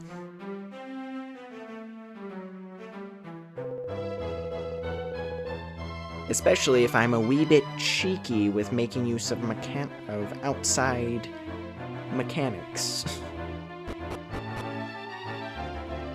But I'll get to that. That's something for me to do in the downtime between this part and the next Dragon Quest part, right? So let me zip on back to Stornway.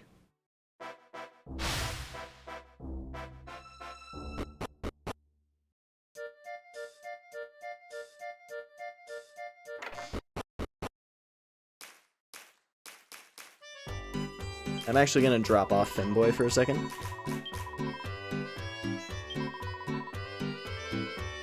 For like 2 seconds. Let me see.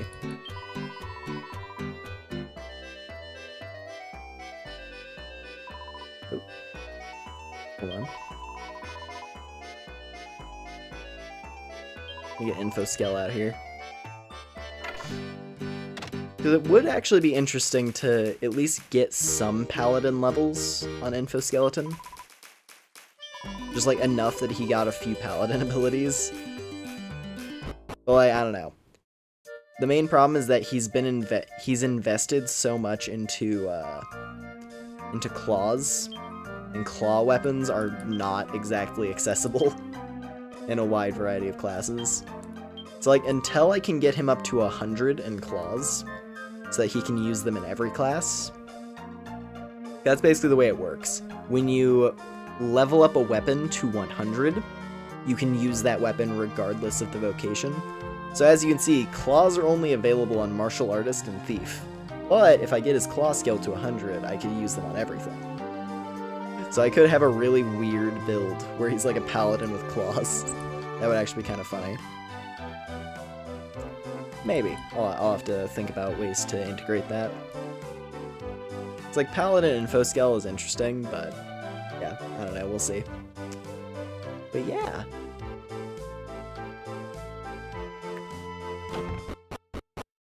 Go ahead and hit a save real quick. Because we needs it.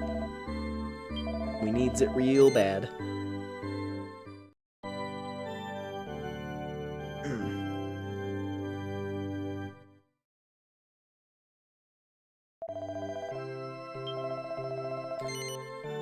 Yep.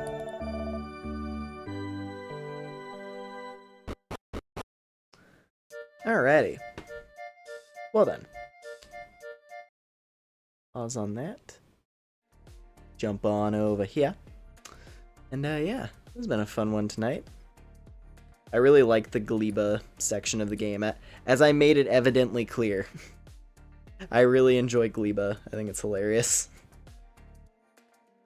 Like, it's just, I just love how unashamedly what it is Gleba is. It's delightful. It's fun. But yeah. Anyways. Chaos. Yeah. Let me see here. Checking on some stuff. Alright. Anyways. It was a fun stream as usual. Thank you all very much for hanging out tonight. It was really fun. As always, if you enjoyed the stream, I appreciate a like and a sub.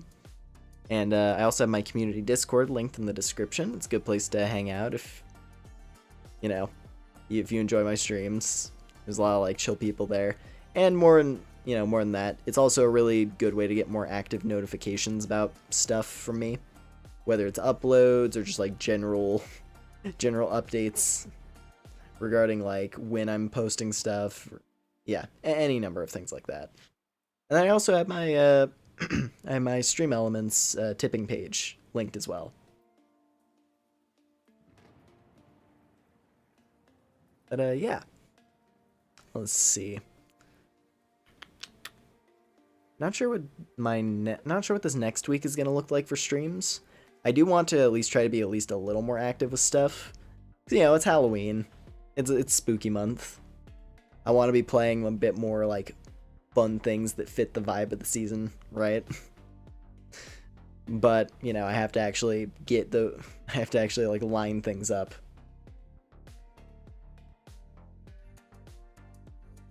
But yeah, well, we'll see. We'll see. I at least have like I have a handful of things in mind that I'd want to do. They're like somewhat spooky streams. I mean, hell, we did the Yume Nikki thing last week. And that kind of fit the spooky vibes. Not Halloween necessarily, but it was, you know, a little bit spoops. But yeah. Let's see. Do I have anything else to cover? I don't think so. Yeah, I think that's about everything. Steals? What did I say steals? I don't know. Anyway.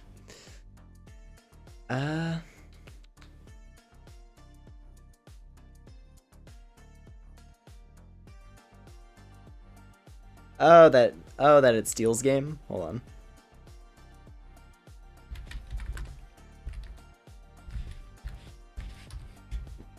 Oh yeah, that thing.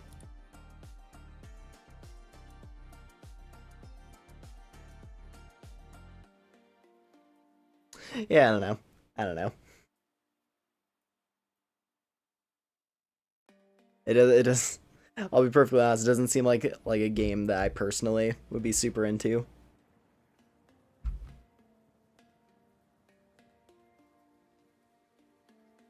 Let's see.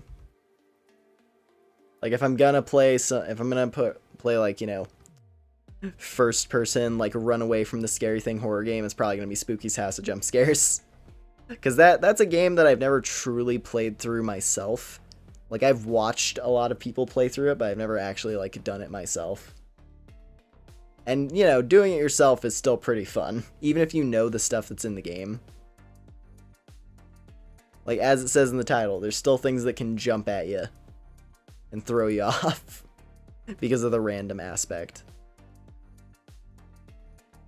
And of course, there's like the endless mode and everything. But yeah, that's something I at least kind of want to do at some point this month. And you know, that would also tie in nicely because Lunacid gets its full release on Halloween. That's the big one. That's like the big finale for Spooky Month. The big Spooky Month finale is Lunacid getting its full release. And then I get to play the full release of Lunacid immediately. And I'm super excited for that. It's gonna be so good. It's gonna be so good. That's, you know, that's the same developer, which is why I bring it up. God, I'm so excited for that. Anyway. Yeah. Now I believe that covers everything. That should cover all of the necessary details for like immediate future. So yeah, I'll keep y'all posted for when I've got more things lined up and ready to go. But yeah. Anyways, once again, thank y'all very much for hanging out tonight. I really appreciate it as always. And whatever your time zone is, hope you have a good day. I hope you have a good night. And yeah, I'll see y'all next time. Take care, everybody. Bye.